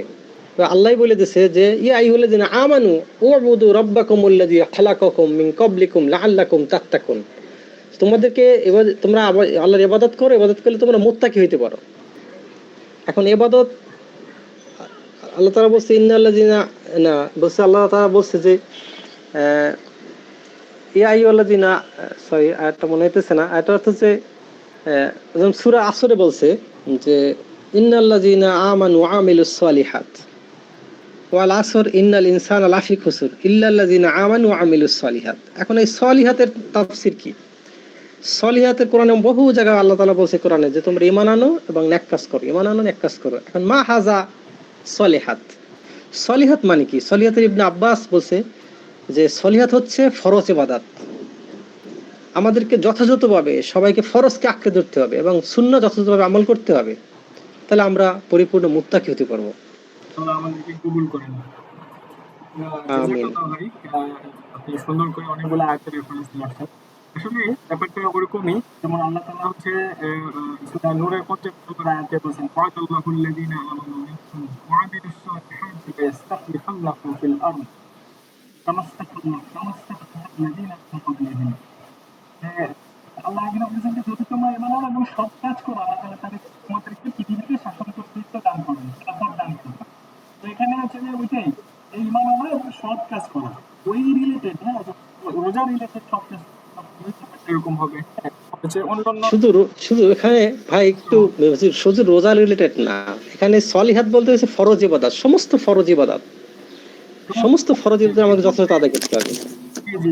আল্লাহ তাআলা বলছেন না ইয়া আইয়ুহাল্লাযিনা আমানু উদখুলু ফি সিলমি কাফা, পরিপূর্ণভাবে আমাকে ফরজ আঁকড়ে ধরতে হবে। সুন্নাহ আমাদের আমরা যথাসাধ্য আদায় করব এবং সমস্ত খারাপ কাজ থেকে আমাদের একদম ফিরে আসতে হবে। আর নেক কাজগুলা ফরজ বাদে অন্য আমরা যথাযথভাবে আদায় করলে ইনশাআল্লাহ তাআলা আমাদেরকে দুনিয়ায় খলিফা দান করবে। আল্লাহ বলছে ইন্না ওয়াদাল্লাহিল হক, নিশ্চয়ই আল্লাহর ওয়াদা সত্য। এখানে একটা কথা বলি, ধরেন হচ্ছে আমরা যদি ডেফিনেটলি আমরা সবগুলো হচ্ছে ফরজ ইবাদতকেই গুরুত্ব দেব, কোনোটাকেই ছোট করবো না। কিন্তু এখানে একটা ব্যাপার দেখেন, ধরেন পূজা ফরজ, নামাজও ফরজ, যাকাতও ফরজ। আবার হচ্ছে আল্লাহ তাআলা এখানে বলতেছে কি যে মানে তুমি ঈমান আনো এবং সৎ কাজ করবে, আল্লাহ তাআলা তোমাদেরকে পৃথিবীতে শাসন কর্তৃত্ব দান করবে, খেলাফত দান করবে। সেখানে ডেফিনেটলি সৎ কাজের আদেশ, অসৎ কাজের নিষেধ রিলেটেড সব কাজগুলোকে এই ক্ষেত্রে প্রায়োরিটি দিতে হবে। এখানে শুধু আপনার জাকাতের ক্ষেত্রে যদি প্রায়োরিটি দিতে এই ব্যাপারটাতে ফোকাস হবে না। আমাদের কি বলে আমাদের পুরুষরা এভাবেই দেখছেন আর কি এই বিষয়টাকে, তো সমস্যা নাই। এটা এই বিষয়ে আমরা যেহেতু টপিক আজকে এটা না, ওই দিকে আলোচনা বাড়াবো না, হ্যাঁ। তো এরপরে হচ্ছে যে আমাদের কি বলে হাবিব ভাই দেখাচ্ছে আগে, হাবিব ভাই ভাইয়া আগে ভাইয়া। আচ্ছা তাহলে জি ভাইয়েরা মুশরিক আবার পরে নামাজটা শেখা। ভাই আপনি যদি আপনার কথা বলতেন। জি জাযাকাল্লাহু খাইরান। আসসালামু আলাইকুম ওয়া রাহমাতুল্লাহ। জাযাকাল্লাহু খাইরান। আমি শুনতেছিলাম এবং সবার শুনতেছিলাম, শেয়ারিং গুলো ভালো লাগতেছিল। মাশাআল্লাহ, আজকের যারা কমেন্টিং করতেছেন তারা সবাই বিদগ্ধ, মাশাআল্লাহ। আচ্ছা, যেটা বলতে যাচ্ছিলাম যে আউযু বিল্লাহি মিনাশ শাইতানির রাজিম, বিসমিল্লাহির রহমানির রহিম, আলহামদুলিল্লাহ ওয়াসসালাতু ওয়াসসালামু আলা রাসূলিল্লাহ। আমার জাস্ট একটা কোশ্চেনটা হচ্ছে এই যে আমরা ফর এক্সাম্পল বলতেছি রমাদান মুসলিম, আর হচ্ছে সারা বছর মানে কাইন্ড অফ আমরা সিজনাল মতো সারা বছর খবর নাই, শুধুমাত্র রমাদানে আমরা ইসলাম চর্চা করি। বাস্তবতা হচ্ছে আমরা রমাদানেও কি যথাযথভাবে ইসলাম চর্চা করতে পারতেছি? ফর এক্সাম্পল, শুরুতে যে কথাটা বলা হলো, রোজা দেওয়া হয়েছে তাকওয়ার জন্য। তাকওয়া কি? তাকওয়া হচ্ছে আল্লাহর আদেশ এবং নিষেধগুলো মেনে চলা, আদেশগুলো আদায় করা, নিষেধগুলো থেকে বিরত থাকা। তো এখন আল্লাহ তাআলা তো কেবলমাত্র, আমাদের আরেকজন ভাই কমেন্ট করেছেন, শ্রাবণ ভাই বলেছেন যে কি বলা যায়, কিছু রিচুয়ালস না, কিছু ইবাদত না, তাই না? আল্লাহর আদেশ তো শুধুমাত্র ইবাদতে সীমাবদ্ধ না, আল্লাহর অর্থনীতি নিয়ে আদেশ আছে। আল্লাহ যেখানে বলেছেন কাইলা ইয়াকুনা দুলাতাম বাইনাল আগনিয়াই মিনকুম, যেন কেবল ধনীরা ধনী গরিবরা গরিব না হয়। তারপরে আল্লাহর বিচার ব্যবস্থা নিয়ে আদেশ আছে, আল্লাহর হচ্ছে ফরেন পলিসি নিয়ে আদেশ আছে, আল্লাহর হচ্ছে গিয়ে সোশ্যাল সিস্টেম নিয়ে আদেশ আছে। এরকম মানে কি বলা যায়, মানে লাইফের এভরি অ্যাসপেক্ট আল্লাহর আদেশ আছে। এখন কথা হচ্ছে আমরা রমাদানেও তো এগুলাকে আদায় করতে পারি নাই যথাযথভাবে। আর কেন পারি নাই? আবার রমাদানের বাইরে আমাদের মধ্যে যে ডিক্লাইনেশনটা হয়, এটা কেন হয়, তাই না? এটার থেকে উত্তরণের উপায় কি, সলিউশন কি? এই বিষয়টা অ্যাকচুয়ালি আলোচনা করলে আমার মনে হয় আজকের আলোচনাটা আরো বেশি পূর্ণতা পেত। যে আমরা আসলে এই যে অবস্থাটা হচ্ছে, কেন হচ্ছে এটা, তাই না? মুসলিমরা রমাদানে হচ্ছে তারা সিনসিয়ার হয়ে যায়, এটা কিন্তু একটা সাইন যে তাদের মধ্যে খায়ের আছে, তাই না? তারা আসলে আল্লাহকে সন্তুষ্ট করতে চায়, তারা আসলে আল্লাহর আদেশ মানতে চায়, ঠিক আছে, কষ্ট করে গ্রীষ্মের দিনে রোজা রাখে। তো কিন্তু বছরের বাকি দিনগুলোতে তাদের মধ্য থেকে এই যে অবস্থাটা হারায় যায়। তারপরে হচ্ছে গিয়ে ইনফ্যাক্ট রমাদানে রোজাও রাখে কিন্তু আরো আল্লাহর আদেশগুলো মানে না তারা, মানে হয়তো ইচ্ছা থাকে। এটা কেন হচ্ছে, তাই না? সমাজ বা রাষ্ট্রের অনুপস্থিতির কারণে হচ্ছে। সো এই যে বিষয়টা, এটা নিয়ে যদি কিছুটা আলোচনা করতেন তাহলে তো ভালো হতো। এখানে আমাদের আসলে রেসপন্সিবিলিটি কি, রমাদানের তাকওয়ার দাবি থেকে অ্যাকচুয়ালি আমরা এখান থেকে কি বুঝতে পারি? আমরা আজকে যারা এই কয়েকটা আলোচনা শুনলাম, তাদের কাছ থেকে আসলে কি প্রত্যাশা, যে এই যে আলোচনাগুলো শুনলাম, তাকওয়ার যে আলোচনা শুনলাম, এজ এ মুত্তাকি হিসেবে, একজন মুসলিম হিসেবে, একজন ইমানদার হিসেবে বছরের বাকি দিনগুলোতে আসলে আমার কি শিক্ষা এখান থেকে আমি গ্রহণ করলাম, যে বাকি দিনগুলোতে আমি সেটাকে অ্যাপ্লাই করব? সেটা কি এটা যে 30 দিন নামাজের চর্চা করছি, 30 দিন হচ্ছে মিথ্যা কথা বলি নাই, 30 দিন হচ্ছে ফাহিশা কাজ থেকে দূরে ছিলাম, শুধুমাত্র এই কাজগুলোই, নাকি আরো কোনো এখান থেকে আমাদের করণীয় আছে? সো এই যে বিষয়টা আমাদের দিক নির্দেশনা, সেটা যদি একটু আলোকপাত করতেন, জাযাকাল্লাহু খাইরান। জাযাকাল্লাহ ভাই, আপনি প্রশ্নটা কম্প্রিহেন্সিভ প্রশ্ন। আসলে ব্যাপারটা ওইটাই যে আমরা যদিও কি বলে এইটাই বলার চেষ্টা করছি আমাদের স্পিকার আমার কমেন্টে, যে আসলে রমজানের পরে আমরা ইসলামকে ভুলে যাব এবং হাতে গোনা কিছু ব্যক্তিগত ইবাদতকে সামনে রেখেই আমরা আমাদের জীবন পরিচালনা করতে থাকবো। এটা আসলে ইসলামের শিক্ষা না, আল্লাহর শিক্ষা না, এটা তাকওয়ার শিক্ষাও না, তাকওয়ার বহিঃপ্রকাশও এটাকে মিন করে না। বরং আমরা যদি সূরা মায়েদার 164 নম্বর আয়াত যদি পড়ি, তাহলে আল্লাহ বলতেছেন যে তোমরা কিছুই নাও, মানে তোমাদের ইবাদত আল্লাহ কাউন্ট করবে না, তোমরা কিছুই নাও যদি কি বলে তাওরাত এবং ইনজিল এবং আল্লাহর পক্ষ থেকে যে কিতাব এসেছে সেটা বাস্তবায়ন করা এবং সেটাকে অনুসরণ করার জন্য যদি তোমরা সর্বোত্তম চেষ্টা না করো, তাহলে তোমরা কিছুই নাও। তার মানে আল্লাহ তাআলা বলতেছেন যে তাওরাত এবং ইনজিল আল্লাহর পক্ষ থেকে আসা কিতাব, এরপরে আল্লাহর পক্ষ থেকে আসছে কি কোরআন। সো কোরআন যদি হচ্ছে যে আমরা বাস্তবায়ন না করি, কোরআনকে সোসাইটিতে, সমাজে, রাষ্ট্রে, সকল জায়গায় কোরআন দ্বারা পরিচালনা না করে আল্লাহর দ্বীন দুনিয়াতে যদি বাস্তবায়িত না থাকে, তাহলে আসলে আমাদের অন্যান্য সমস্ত ইবাদত আল্লাহ তাআলা কাউন্ট করবেন না। আল্লাহ তাআলা বলেছেন তোমরা কিছুই নাও, আমি এটা কাউন্ট করি না, এটা আমার কনসিডারেশনে নেই না। এবং আল্লাহ তাআলা সূরা বাকারার 25 নম্বর আয়াতে আল্লাহ তাআলা বলেছেন তোমরা কি এই কিতাবের কিছু অংশ নাও আর কিছু অংশ পরিত্যাগ করো? যদি এরকম করো তাহলে আল্লাহ তাআলা দুনিয়াতে তোমাদেরকে লাঞ্ছিত করবেন, আখিরাতে কঠিন আযাবের দিকে নিয়ে যাবেন। সো আমরা আসলে ইসলাম ব্যাপারটা এমন নয় যে আমরা কিছু ইবাদত করব আর যেগুলো আমাদের পছন্দ হয়, যেগুলো আমাদের কি বলে সফট, যেগুলো করলে আমাদের খুব আরাম লাগে, আমাদের যে আধ্যাত্মিক মন, আমাদের যে স্পিরিচুয়াল মেন্টালিটি, আমাদের যে আধ্যাত্মিক প্রবৃত্তি, সেই প্রবৃত্তি সন্তুষ্ট হয়, আমাদের মন ভালো লাগে। যেমন আজকে একটা ছেলে বলতেছিল সে মাজারে যায়, সো মাজারে গেলে তার খুব ভালো লাগে, সে খুব শান্তি পায়, এই জন্য সে মাজারে যায়। সে সুযোগ পাইলেই মাজারে যেয়ে বসে থাকে, মাজারে যেয়ে শুয়ে থাকে, ঘুমায় থাকে। তো আমি আরো কিছু কথা বললাম যে ইয়া করো না, কি বলে যে সিজদা করো না, শিরক করো না। তো যাই হোক, তো যেটা হচ্ছে যে ওই ব্যাপারটা যদি এরকম হয় যে আমরা ইসলামের পরিপূর্ণ আহকাম যদি অনুসরণ না করি, ইসলামকে বাস্তবায়ন করার জন্য চেষ্টা না করি, যেহেতু বাস্তবায়িত নাই ইসলাম, তো যেহেতু বাস্তবায়িত নাই ইসলামের পরিপূর্ণ আহকাম সমূহ, শরিয়া বা দ্বীন, ইসলাম পরিপূর্ণভাবে সোসাইটিতে বাস্তবায়ন যদি করার জন্য চেষ্টা না করি, শুধুমাত্র ব্যক্তিগত কিছু ইবাদতকে সামনে রেখে আমরা আগাতে থাকি, তাহলে এটা তাকওয়ার শিক্ষা না। কারণ আমরা জানি তাকওয়ার শিক্ষা হচ্ছে ওইটা, তাকওয়া হচ্ছে ওইটাই আল্লাহর সকল হুকুমগুলা মানা এবং আল্লাহ সকল নিষেধগুলা থেকে বেঁচে থাকা। সো যদি ইসলাম বাস্তবায়িত না থাকে, তাহলে আমরা হয়তো মানে কিছু ইবাদত, ব্যক্তিগত ইবাদত, সেগুলো পরিপূর্ণভাবে ইবাদত পালন করতে পারি। যেমন আল্লাহ তাআলা বলেছেন তোমরা সালাত কায়েম করো, যাকাত আদায় করো, তাই না? তো এখন হচ্ছে যে সালাত কায়েম করার জন্য, কায়েম মানে কি, সোসাইটিতে সালাতের এক এনভায়রনমেন্ট থাকবে, অথরিটি থাকবে সালাতের জন্য, নামাজের জন্য। আমরা হচ্ছে নামাজ পড়তেছি, তো এটা আমরা এটাও পরিপূর্ণভাবে পালন করতে পারতেছি না। জাকাত আদায় করার কথা আল্লাহ তাআলা বলেছেন।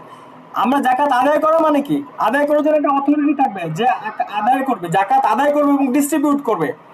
সেই অথরিটি কোথায়? আমরা যদি শুধুমাত্র মিসকিনদেরকে, গরিবদেরকে কিছু জাকাতের টাকা দিয়ে দিচ্ছি, সো আমরা জাকাত দিয়ে দিচ্ছি, এটা আদায় করার জন্য অথরিটি, যে ব্যবস্থা, যে মেকানিজম, যে সিস্টেম, সেটা কিন্তু নাই।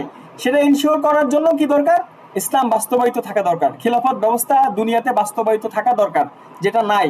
সো এমনি ভাবে অন্যান্য সকল ইবাদতের ক্ষেত্রে যদি আমরা দেখি, সিস্টেম যদি না থাকে, ইসলাম যদি রাষ্ট্রীয়ভাবে প্রতিষ্ঠিত না থাকে, তাহলে আসলে তাকওয়ার ওই শিক্ষা আসে না, তাকওয়া আমরা পরিপূর্ণভাবে অনুসরণ করতে পারি না। সো আমাদের রমজানের এটাই সবচেয়ে বড় শিক্ষা, যদিও আমরা বলার চেষ্টা করেছি, আবার একটু ক্লারিফিকেশন দিলাম আর কি। সো ইসলামকে আসলে ওইভাবে পরিপূর্ণভাবে শুধুমাত্র রমজানে না, যদিও আমরা দেখেছি যে রমজানেও আসলে পরিপূর্ণভাবে আমরা মানতে পারি নাই। হ্যাঁ, কারণ অনেক হুকুম, অনেক আহকাম, ইসলামের সে ফরেন পলিসি কোথায়, ইসলামের সে জুডিশিয়ারি কোথায়, ইসলামের যে ইকোনমিক সিস্টেম সেগুলো কোথায়? ইসলাম কি শুধুমাত্র আমাদেরকে এই যে রোজা রাখা, দিনের বেলা না খেয়ে থাকা আর নামাজ আদায় করার জন্য ইসলাম আসছে? ইসলাম তো পরিপূর্ণ জীবন ব্যবস্থা। তো জীবনের যে সকল অন্যান্য দিক সমূহ আছে, হ্যাঁ, social system, education system, foreign policy, judicial system, ইসলামের যে ব্যবস্থাগুলা, এই ব্যবস্থাগুলা কোথায়? আমরা তো কাফের মুশরিকদের আমদানি করা সিস্টেম দ্বারা পরিচালিত হচ্ছি, আমরা পুঁজিবাদী অর্থনীতি দ্বারা, সুদ ভিত্তিক অর্থনীতি দ্বারা পরিচালিত হচ্ছি, আমরা ব্রিটিশদের তৈরি করা আইন দ্বারা আমাদের বিচার ব্যবস্থা পরিচালনা করতেছি, তাই না? তো আমাদের ফরেন পলিসি হচ্ছে কি, মানে আমাদের কোনো শত্রু নাই, আমরা কাফের মুশরিকদের সাথেও বন্ধুত্বের হাত বাড়াচ্ছি, তারা আমাদের বন্ধু। যেখানে আল্লাহ তাআলা বলতেছেন যে তোমরা কাফের মুশরিকদেরকে বন্ধু হিসেবে গ্রহণ করো না, তো আমরা কাফেরদেরকে বন্ধু বানাচ্ছি, তো এটা আমাদের ফরেন পলিসি। সেভাবে যদি সমস্ত দিক আমরা দেখি, তাহলে দেখবো যে না, আমরা আসলে ইসলামের কয়েকটা ব্যক্তিগত ইবাদত মানতে পারতেছি, ইসলামের বেশিরভাগ আহকাম সমূহ আমরা মানতে পারতেছি না। এটাই তাকওয়ার শিক্ষা, যে আমরা যদি ইসলামকে পরিপূর্ণ বাস্তবায়নের জন্য এফোর্ট দেই, দাওয়া করি, হ্যাঁ, ইসলামের এই আহ্বানকে ছড়িয়ে দেই, তাহলে আমরা ওইদিকে যাইতে পারবো। জাযাকাল্লাহ ভাই আপনার প্রশ্নের জন্য। এরপরে হচ্ছে আমাদের হাবিবুর রহমান ভাই, ডক্টর হাবিবুর রহমান ভাই। জাযাকাল্লাহ, আসসালামু আলাইকুম। ওয়ালাইকুম আসসালাম ওয়া রাহমাতুল্লাহ। ভাই একটু কি কথা বলা যাবে? আপনার সিরিয়ালে আসলে আপনাকে হচ্ছে ফ্লোর দিব। না না, কথা না, মানে যিনি কথা বলবেন ওনার ক্যামেরাটা অন থাকলে একটু আমাদের মনোযোগটা ভালো থাকে আর কি। জি জি, এইজন্য ঠিক আছে, আমরা চেষ্টা করব যদি কোনো সমস্যা না থাকে ক্যামেরা অন রাখতে আর কি। অবস্থায় আছি তো, আমি ক্যামেরাটা অন করতে পারছি না, এজন্য দুঃখিত। একটু মনোযোগ দিয়ে শোনেন, আমি অল্প সময় কথা বলবো, আশা করি আপনাদের খোরাক পূর্ণ হবে ইনশাআল্লাহ। ইনশাআল্লাহ ইনশাআল্লাহ। আমি বেসিক কথা দিয়ে শুরু করি। প্রতিটি মানুষের আচরণ নির্ভর করে তার বিশ্বাসের উপরে। যেমন ধরেন, সৃষ্টিকর্তা আছে অথবা নাই, এই দুইটা বিশ্বাস পৃথিবীতে বিদ্যমান। হয় সৃষ্টিকর্তার অস্তিত্ব আছে অথবা সৃষ্টিকর্তার অস্তিত্ব নাই, এই দুইটা বিশ্বাসী পৃথিবীতে আছে। আমি এই কথা এই কারণে এটা বললাম যে বিশ্বাসের উপরে আচরণ কেন নির্ভর করে। যিনি বিশ্বাস করেন যে সৃষ্টিকর্তার অস্তিত্ব আছে, তিনি দরিদ্র একজন অসহায় ব্যক্তিকে সাহায্য করার সময় আল্লাহ সন্তুষ্টি আশা করবেন, যে আমি ভিক্ষুককে বা রমজানে কিছু দান করতেছি, আল্লাহ সন্তুষ্টি অর্জন হবে। যিনি বিশ্বাস করেন যে সৃষ্টিকর্তার অস্তিত্বই নাই, মিউট করলে ভালো হয় আসলে। আজাদ ভাই আপনার এখান থেকে বারবার আনমিউট হয়ে যাচ্ছে, একটু মিউট থাকেন ভাই। আজাদ হোসেন। তো যিনি সৃষ্টিকর্তার অস্তিত্ব, ভাই ওটা হাতে টিপ লাগে হয়ে গেছিল, সমস্যা নেই। একটু খেয়াল রাখেন, হ্যাঁ, আপনার এখানে বারবার আনমিউট হয়ে যাচ্ছে। জি ভাই, প্লিজ কন্টিনিউ করেন। জাযাকাল্লাহ। যিনি সৃষ্টিকর্তার অস্তিত্বে বিশ্বাস করেন না, তিনি দান করার ক্ষেত্রে চিন্তা করবেন এটা তার লস। 1 টাকা বা 10 টাকা যাই দান করুক না কেন, এটা তার লস, লাভ লসের, প্রফিট এবং লস, এই ভিত্তিতে উনি চিন্তা করবেন, যিনি সৃষ্টিকর্তার অস্তিত্বে বিশ্বাস করে না। আর দুইটা বিশ্বাস একই সাথে সঠিক হইতে পারে না, দুইটাই রাইট এটা হইতে পারে না। হয় সৃষ্টিকর্তার অস্তিত্ব আছেন অথবা নাই। আমি বিশ্বাস করি আজকের আলোচনা অনুষ্ঠানে সবাই এটুকু বিশ্বাস করেন যে না, সৃষ্টিকর্তা একজন অস্তিত্বে আছেন। তাহলে আমাদের আচরণ কেমন হওয়া উচিত? আল্লাহর পক্ষ থেকে যে অর্ডার আসছে তার ভিত্তিতে আমাদের আচরণ হওয়া উচিত। রাষ্ট্র আমাদেরকে আচরণ অনেক ক্ষেত্রে রাষ্ট্র আমাদের আচরণকে নির্ধারণ করে দেয়। আমাদের প্রতিটি মানুষের, প্রতিটি প্রতিষ্ঠানের কর্মপরিধি নির্ধারণ করে দেয় রাষ্ট্রীয় আইন, বিধিবিধান, এগুলোর মাধ্যমে। রাষ্ট্র এখন হচ্ছে ডেমোক্রেটিক, সেকুলারিজম, জাতীয়তাবাদ, তারপরে হচ্ছে আরেকটা কি ভাই, 4টা মূলনীতির উপরে রাষ্ট্র চলতেছে। এই আন্দোলন পরবর্তীতে এখন একটা সংস্কারের জোয়ার চলতেছে। সেখানে আলী রিয়াজ নেতৃত্বে সংস্কার কমিটির সভাপতির নেতৃত্বে একটা সংস্কার কমিটি হয়েছে, যেখানে টেকনিক্যালি ধর্মনিরপেক্ষতাটা বাদ দেওয়া হয়েছে। এইটা বিরুদ্ধে যেহেতু দেশের বড় বড় ইসলামিক দলগুলো এই সেকুলারিজমের বিরুদ্ধে বিভিন্ন কি বলে ওনাদের অবস্থান তুলে ধরছেন, এই কারণে সেকুলারিজম শব্দ টার্মটা, কিন্তু মূল যে টার্ম সেকুলারিজমের উৎপত্তি, যেটা ডেমোক্রেসির মাধ্যমে এই সেকুলারিজমের উৎপত্তি, বা সেকুলারিজমের মাধ্যমে ডেমোক্রেসির উৎপত্তি, যেটাই বলি না কেন, ডেমোক্রেসি ইটসেলফ সেকুলারিজম বিশ্বাসী। সেকুলারিজমটা কি? আমরা অনেকেই আমার পূর্ববর্তী অনেক ভাইয়েরা উল্লেখ করছেন যে ধর্মনিরপেক্ষতা, রাষ্ট্রীয়, সেকুলারিজম, এই শব্দটার বেসিক টার্মিনোলজিটার মিনিংটা কি? মিনিংটা হচ্ছে, যদি আমি বলি, secularism is the principle of separation religion from the government institution, laws and public policies. It ensures the religion belief do not influence state affairs.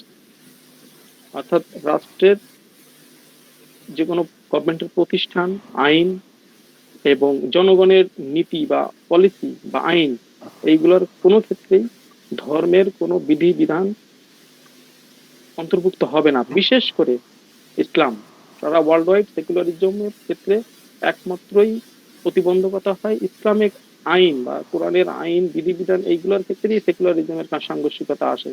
কারণ রাষ্ট্রের ল মেকিং এ ইসলামের ল ছাড়া আর অন্য কোনো রিলিজন বলবো বা ধর্ম, প্র্যাকটিসিং ধর্ম যেগুলো বলি, সেইগুলোর রাষ্ট্রের আইন কানুনে কোনো ধরনের তাদের কোনো বিধিবিধান নাই, একমাত্র ইসলাম। এই কারণে সেকুলারিজমের ডেফিনেশনও দেখবেন যে তারা বলছে যে ধর্মের কোনো বিষয় বা আইন আসবে না রাষ্ট্রের, স্পেশালি ইসলামকে তারা এখানে আবার ট্যাগ করে দিতে।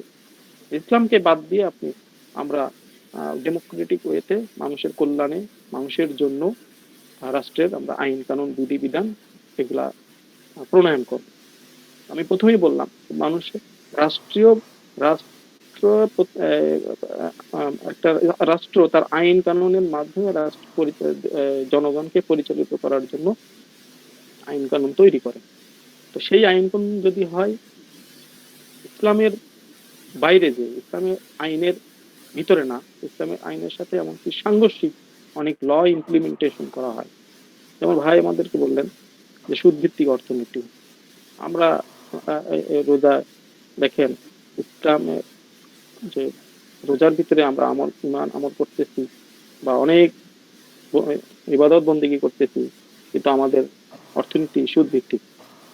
বিচার ব্যবস্থা অনেক আইন আছে, যেমন আমি উদাহরণ দিয়ে বলি, দেওয়ানি অনেক আইন আছে, দেওয়ানি মামলাই আছে, অনেক ইসলাম বিরোধী আছে কিছু কিছু। এরপরে রাষ্ট্রে ক্রিমিনাল ল বহুত আছে, ইসলামের বিরুদ্ধে অনেক ধরনের আইন আছে। তো এইগুলো মেনে নিয়েই তো আমরা এই রমজান পালন করতেছি। কিভাবে? Traditionally practicing. ইসলামের একটা রকম বা একটা স্তম্ভ হিসাবে আমরা প্র্যাকটিস করতেছি। এই স্তম্ভ এই মাসটা শেষ, এই মাসের যে তাকওয়া বলি বা ইবাদত বন্দিগি বলি 11 মাসের জন্য ওটা প্রযোজ্য হবে না, এরকম আমরা ভেবে নিয়ে আমরা বাকি 11 মাস পরিচালিত হচ্ছি। এবার রোজা বা সাওম বলি, নামাজ বলি, হজ বলি, প্রত্যেকটা ফরজ ইবাদতের ক্ষেত্রে রাসূলুল্লাহ সাল্লাল্লাহু আলাইহি সাল্লামের একটা সুন্নাহ বা তরিকা আছে। ইসলামী রাষ্ট্র প্রতিষ্ঠাও একটা ফরজ ইবাদত, এইটা আমরা অনেকে বুঝি না।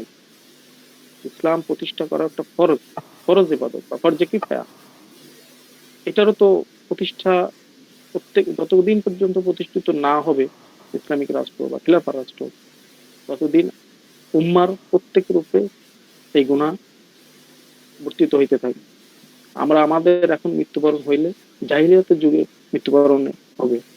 যার হাতে খলিফার বায়াত নাই তার মৃত্যু হচ্ছে জাহিলিয়াতের যুগে, অর্থাৎ ইসলাম পূর্বের মৃত্যু। রাসূলের প্রতিষ্ঠিত ইসলামের পূর্বের জামানার মৃত্যুর সাথে তুলনা করা হয়েছে। সেই মৃত্যুটা হবে আমাদের ঈমান ছাড়া। সেই জাহিলিয়াতের যুগে আমাদের কারোর ঈমান ছিল না, সবাই ছিল কাফের মুশরিক। সেই যুগের সাথে আমাদের মৃত্যুকে তুলনা করা হয়েছে, যার হাতে খলিফার বায়াত নাই। এই খেলাফত প্রতিষ্ঠা করা ছিল আমাদের জন্য, প্রত্যেকটা মানুষের জন্য খেলাফত প্রতিষ্ঠার আন্দোলন, খেলাফত প্রতিষ্ঠার জন্য চেষ্টা করা, খেলাফত প্রতিষ্ঠার জন্য কাজ করা, এগুলো ফরজ ছিল। আমরা নামাজ, রোজা, প্র্যাকটিসিং যেগুলা কালচারাল কিছু অ্যাক্টিভিটি, এইগুলোর মধ্যে সীমাবদ্ধ করে রাখছে। জাস্ট এই ইবাদত গুলো হচ্ছে আল্লাহর সাথে সরাসরি আমার সম্পর্কের ক্ষেত্রে এই ইবাদত গুলো কাজে লাগে। কিন্তু পাবলিক অ্যাফেয়ার, রাষ্ট্র লেনদেন, রাষ্ট্রের আচার আচরণ, এইগুলোর ক্ষেত্রে আমার ইসলামিক কোনো ল মানার কোনো সুযোগই নাই। আমি রমজান মাসও 12 মাসও যদি রমজান মাস হয়, তাও আল্লাহর এই হুকুমগুলো মানার কোনো সুযোগই নেই ইসলামিক আইন কানুন ছাড়া। অনেক ফকিরা এভাবে বলছে যে সকল ফরজের মা হচ্ছে একটা ইসলামিক রাষ্ট্র। ইসলামিক রাষ্ট্রই পারে রেস্ট অফ দা ফরজকে পালন করতে, উদ্বুদ্ধ করে বা পরিবেশ সৃষ্টি করতে। কিছু ক্ষেত্রে বাধ্যতামূলক থাকবেই। এই গণতান্ত্রিক রাষ্ট্রের আইন কানুনের মাধ্যমে অনেক কিছু আমাকে বাধ্য করতেছে না। এই যে স্পিড লিমিট, এটাকে বাধ্য করতেছে না। ক্যান্টনমেন্টের ভিতরে 40 স্পিডের উপরে ওঠানো যায় না, এটা কি বাধ্য করতেছে না? এইটা তো আমরা মেনে নিচ্ছি স্বচ্ছন্দে। ইসলামিক স্টেটেও এরকম কিছু বাধ্যবাধকতা থাকবে, আর কিছু পরিবেশ সৃষ্টি হবে যেটা মানুষ উদ্বুদ্ধ হবে করার জন্য, প্রশান্তি লাভ করবে। আজকে দেখেন রোজার মাসে ইফতারির টাইমে ঢাকা শহরের ভিতরে কি পরিমাণ জ্যাম। ইফতারির টাইমে দেখবেন সিগন্যাল বাতি নাই, সব স্টপ হয়ে গেছে। ট্রাফিক পুলিশ উনিও ইফতারি করতেছে, ড্রাইভার তার গাড়ি থামায় দিয়ে ইফতারি করতেছে, পথচারী সে দাঁড়ায় থেকে ইফতারি করতেছে, সব পুলিশ স্টপ। কিসের জন্য? আল্লাহকে ভয় করে সে আল্লাহর হুকুমকে কিভাবে গ্রহণ করছে, মানছে, মেনে নিছে। ইসলামিক রাষ্ট্র প্রতিষ্ঠা হইলেও এই সকল হুকুমগুলো মানুষ এইভাবে স্বাচ্ছন্দ্যে মেনে নেওয়ার জন্য পরিবেশ পাবে এবং মানবে এবং প্রশান্তি লাভ করবে এটা মেনে। এখন একটা ট্রাফিক ল না মানলেই বরঞ্চ সে লাভবান হয়, এটা আগে যাইতে পারে, সে রাষ্ট্রের আইনকে একটু অ্যাভয়েড করে চললেই বা ফাঁকি দিয়ে চললেই সে একটু লাভবান হয়। কিন্তু ইসলামিক রাষ্ট্রেতে এই ল, এই ট্রাফিক আইন, এই লাল বাতিকে কেউ যদি ওভারটেক করে না মেনে চলে যায়, সে আল্লাহর কাছে গুনাহগার হবে। কারণ খলিফার স্টেটের একটা ল ছিল, লাল বাতি জ্বলে তাকে থেমে যাইতে হবে। এই যে সে মানুষের ভিতরে এই ধরনের আল্লাহর হুকুমগুলোকে মানার যে পরিবেশটা সৃষ্টি করা, সকল ফরজের মা বলা হচ্ছে ইসলামিক রাষ্ট্র প্রতিষ্ঠা করার জন্য আমাদেরকে কাজ করতে হবে। কারণ এই প্রতিটা মানুষের বিশ্বাসের উপরে তার আচরণ নির্ভর করে। তো আমরা সবাই জানি সঠিক বিশ্বাস হচ্ছে এটাই, পৃথিবীতে না, মানে আল্লাহর অস্তিত্ব একজন আছেন, তিনি বিশ্ব ব্রহ্মাণ্ড পরিচালনা করছেন। পৃথিবীর কোনো অস্তিত্বই ছিল না, আল্লাহ সৃষ্টি করছে এবং তার বিধান অনুযায়ী, তার ম্যানুয়াল অনুযায়ী তার ক্যাটালগ অনুযায়ী এই মানব জাতি কিয়ামত পর্যন্ত পরিচালিত হবে। তার জন্য ক্যাটালগ দিচ্ছেন কোরআন, আল কোরআন। সেই ক্যাটালগের বাইরে যদি কেউ পরিচালিত হইতে যায়, ওয়ার্ল্ড ওয়াইড যে বিশৃঙ্খলাটা চলতেছে, দুঃখ, দারিদ্র, হতাশা, যুদ্ধ, এগুলোর থেকে আমরা পরিত্রাণ পাবো না। শান্তি আসবে তখনই যখন ইসলামী রাষ্ট্র প্রতিষ্ঠা হবে, ওয়ার্ল্ড ওয়াইড এই ইসলামটা প্রতিষ্ঠিত হবে, বিস্তৃতি লাভ করবে। তখন এই রমজান মাসেও আমরা ইবাদত করে আরো বেশি আত্মতৃপ্তি বা সন্তুষ্টি লাভ করবো এবং কি বলবো, প্রশান্তি লাভ করবো। ইনশাআল্লাহ ইনশাআল্লাহ। ধন্যবাদ। আসসালামু আলাইকুম। আল্লাহ তাআলা আমাদেরকে কবুল করেন। জাযাকাল্লাহ ভাই, সুন্দর। স্যার এখন আমাদের ক্যামেরার আগে হাত উঠাইছিলেন হারুনুর রশিদ মজুমদার স্যার, আপনি আপনার মূল্যবান কথা শেয়ারিং আমাদেরকে করতে পারেন স্যার। আনমিউট করে কথা বলবেন স্যার, আনমিউট করে কথা বলবেন।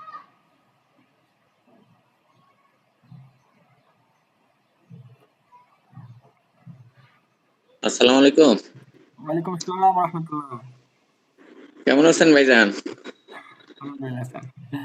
আমার এই মোবাইলের সাউন্ড সিস্টেমে প্রবলেম, বা আমি কিছুক্ষণ ওয়াকিং এ ছিলাম, কিছুক্ষণ গাড়িতে ছিলাম, কিছুক্ষণ মাঝে মাঝে ফ্যামিলি বা অন্যান্য বিষয়ে আমি আসলে দিছি আর কি, মানে কমিউনিকেট করতে দিছি বাস্তবতা, এটা জি জি তো এখন আপনাদের যে টিমটা আসলে যেটাই বলেন আমার চেতনা বা আমি যতটুকু ক্ষুদ্র জ্ঞানে বুঝি আমার সাথে যায়।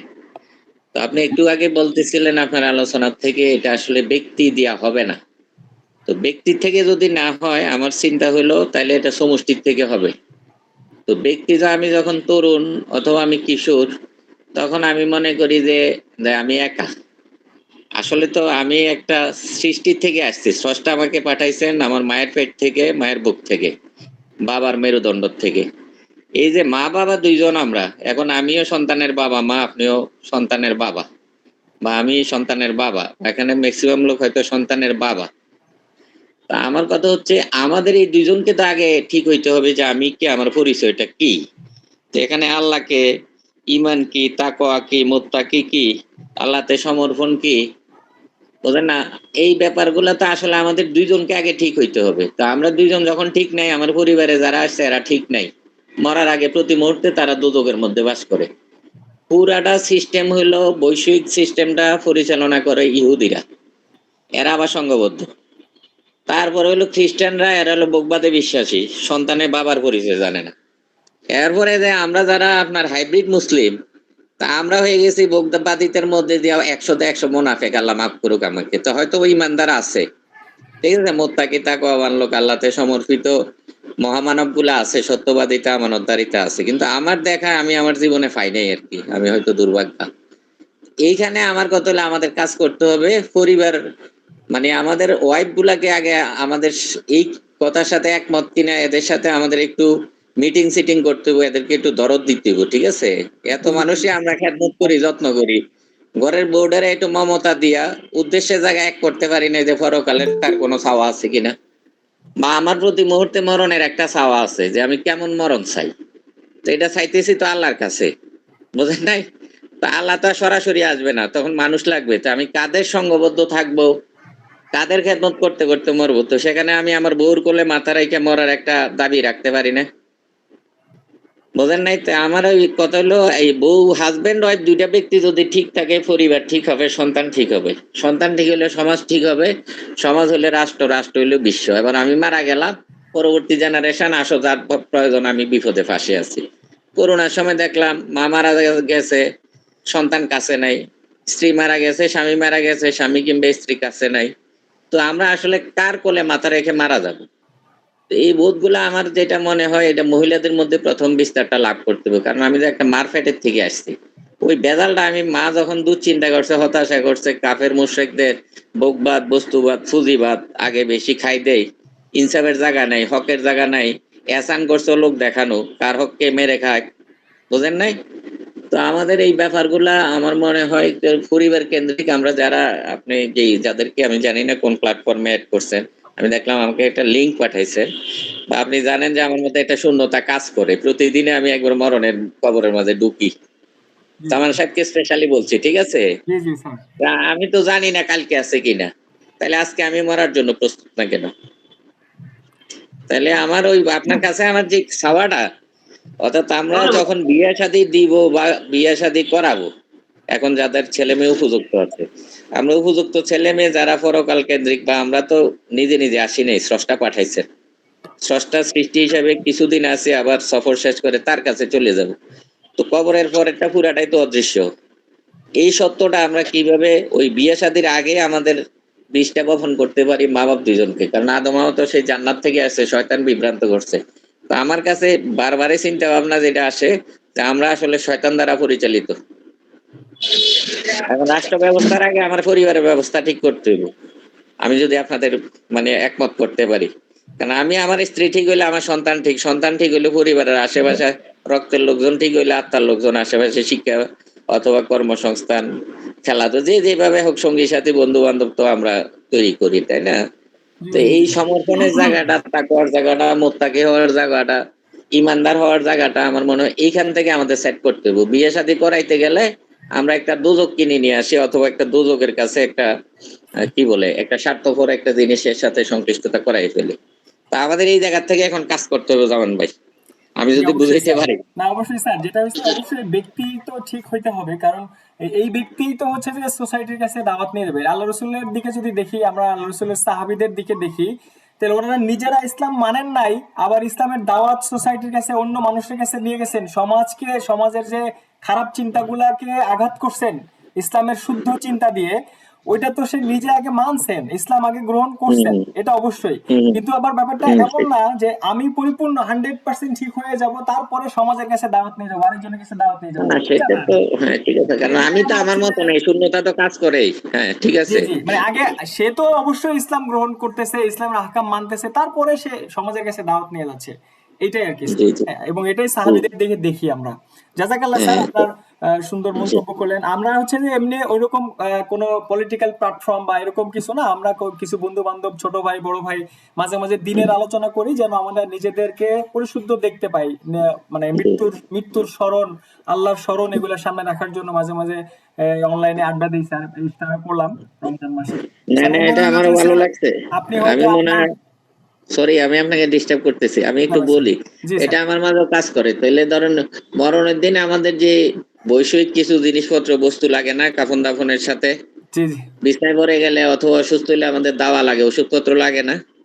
জি জি তাহলে আমরা কতটা খাই, কতটা পরি, কতটা গাড়িতে গাড়ি লাগবো, কয়টা বাড়ি লাগবো, তো এটা আমরা সত্য মতে আমরা এই প্ল্যাটফর্মের মধ্যে নিয়ে আসতে পারি না? আমরা কেন এই মানুষের পূজা করি, দাসত্ব করি, গোলামিটা কেন আল্লাহটা করতে পারতেছি না? জি, ইনশাআল্লাহ এগুলা নিয়ে স্যার আপনার সাথে এখানে উদ্যোক্তা তৈরি করেন, ঠিক আছে? ব্যক্তি তৈরি হইয়া হাজবেন্ড ওয়াইফ তৈরি করেন, পরিবার তৈরি করেন, ইনশাআল্লাহ ইনশাআল্লাহ স্যার আপনার সাথে এগুলো যাতে নিয়ে আরো আমার পরামর্শ ভিতরে, করব। আপনার ভিতরে যে ক্ষরণটা আছে প্রতি মুহূর্তে, তো একটা শূন্যতা, হাহাকার একটা ক্ষরণ আছে আমাদের ভিতরে, অতৃপ্তি জায়গাটা তো ওইটাই। জি জি স্যার, আমরা আপনাকে ওই জন্যই স্যার করছি যে আপনাকে লিংক দিলাম, আপনার মূল্যবান মতামত পরামর্শ আমাদেরকে আরো হেল্প করবে। আর আপনার সাথে স্যার এগুলো নিয়ে আমরা আরো কথা বলবো ইনশাআল্লাহ। ইনশাআল্লাহ ইনশাআল্লাহ, অর্থাৎ আমরা একটা টিম দেখবো আর কি, যেটা আমাদের মরণের সময় হৃদয়ের অশ্রু দিয়ে দোয়া করে কবরে পাঠাইবো। জি ইনশাআল্লাহ, যাতে জাযাকাল্লাহ। আমরা একা মরতে না হয়, মানে বিচ্ছিন্ন না মরতে না হয়, সংঘবদ্ধ যাতে মরতে পারি ইমানদার মুত্তাকি পরিবেশ। আল্লাহ আমাদেরকে কবুল করেন স্যার। আচ্ছা, জি আমাদের আসসালাম। নির্ধারিত সময় শেষ, আমরা একজনের কথাটা নিব। নয়ন তালুকদার, নয়ন তালুকদার, আপনি সংক্ষেপে, খুব সংক্ষেপে হচ্ছে আপনার মতামত বলবেন।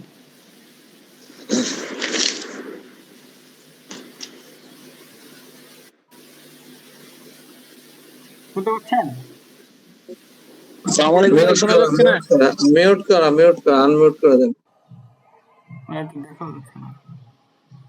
আসসালামু আলাইকুম ওয়া রাহমাতুল্লাহি ওয়া বারাকাতুহু। ওয়ালাইকুম আসসালাম ওয়া রাহমাতুল্লাহ। জি আমি রমজান মাস এই ব্যাপারে একটু কথা বলবো।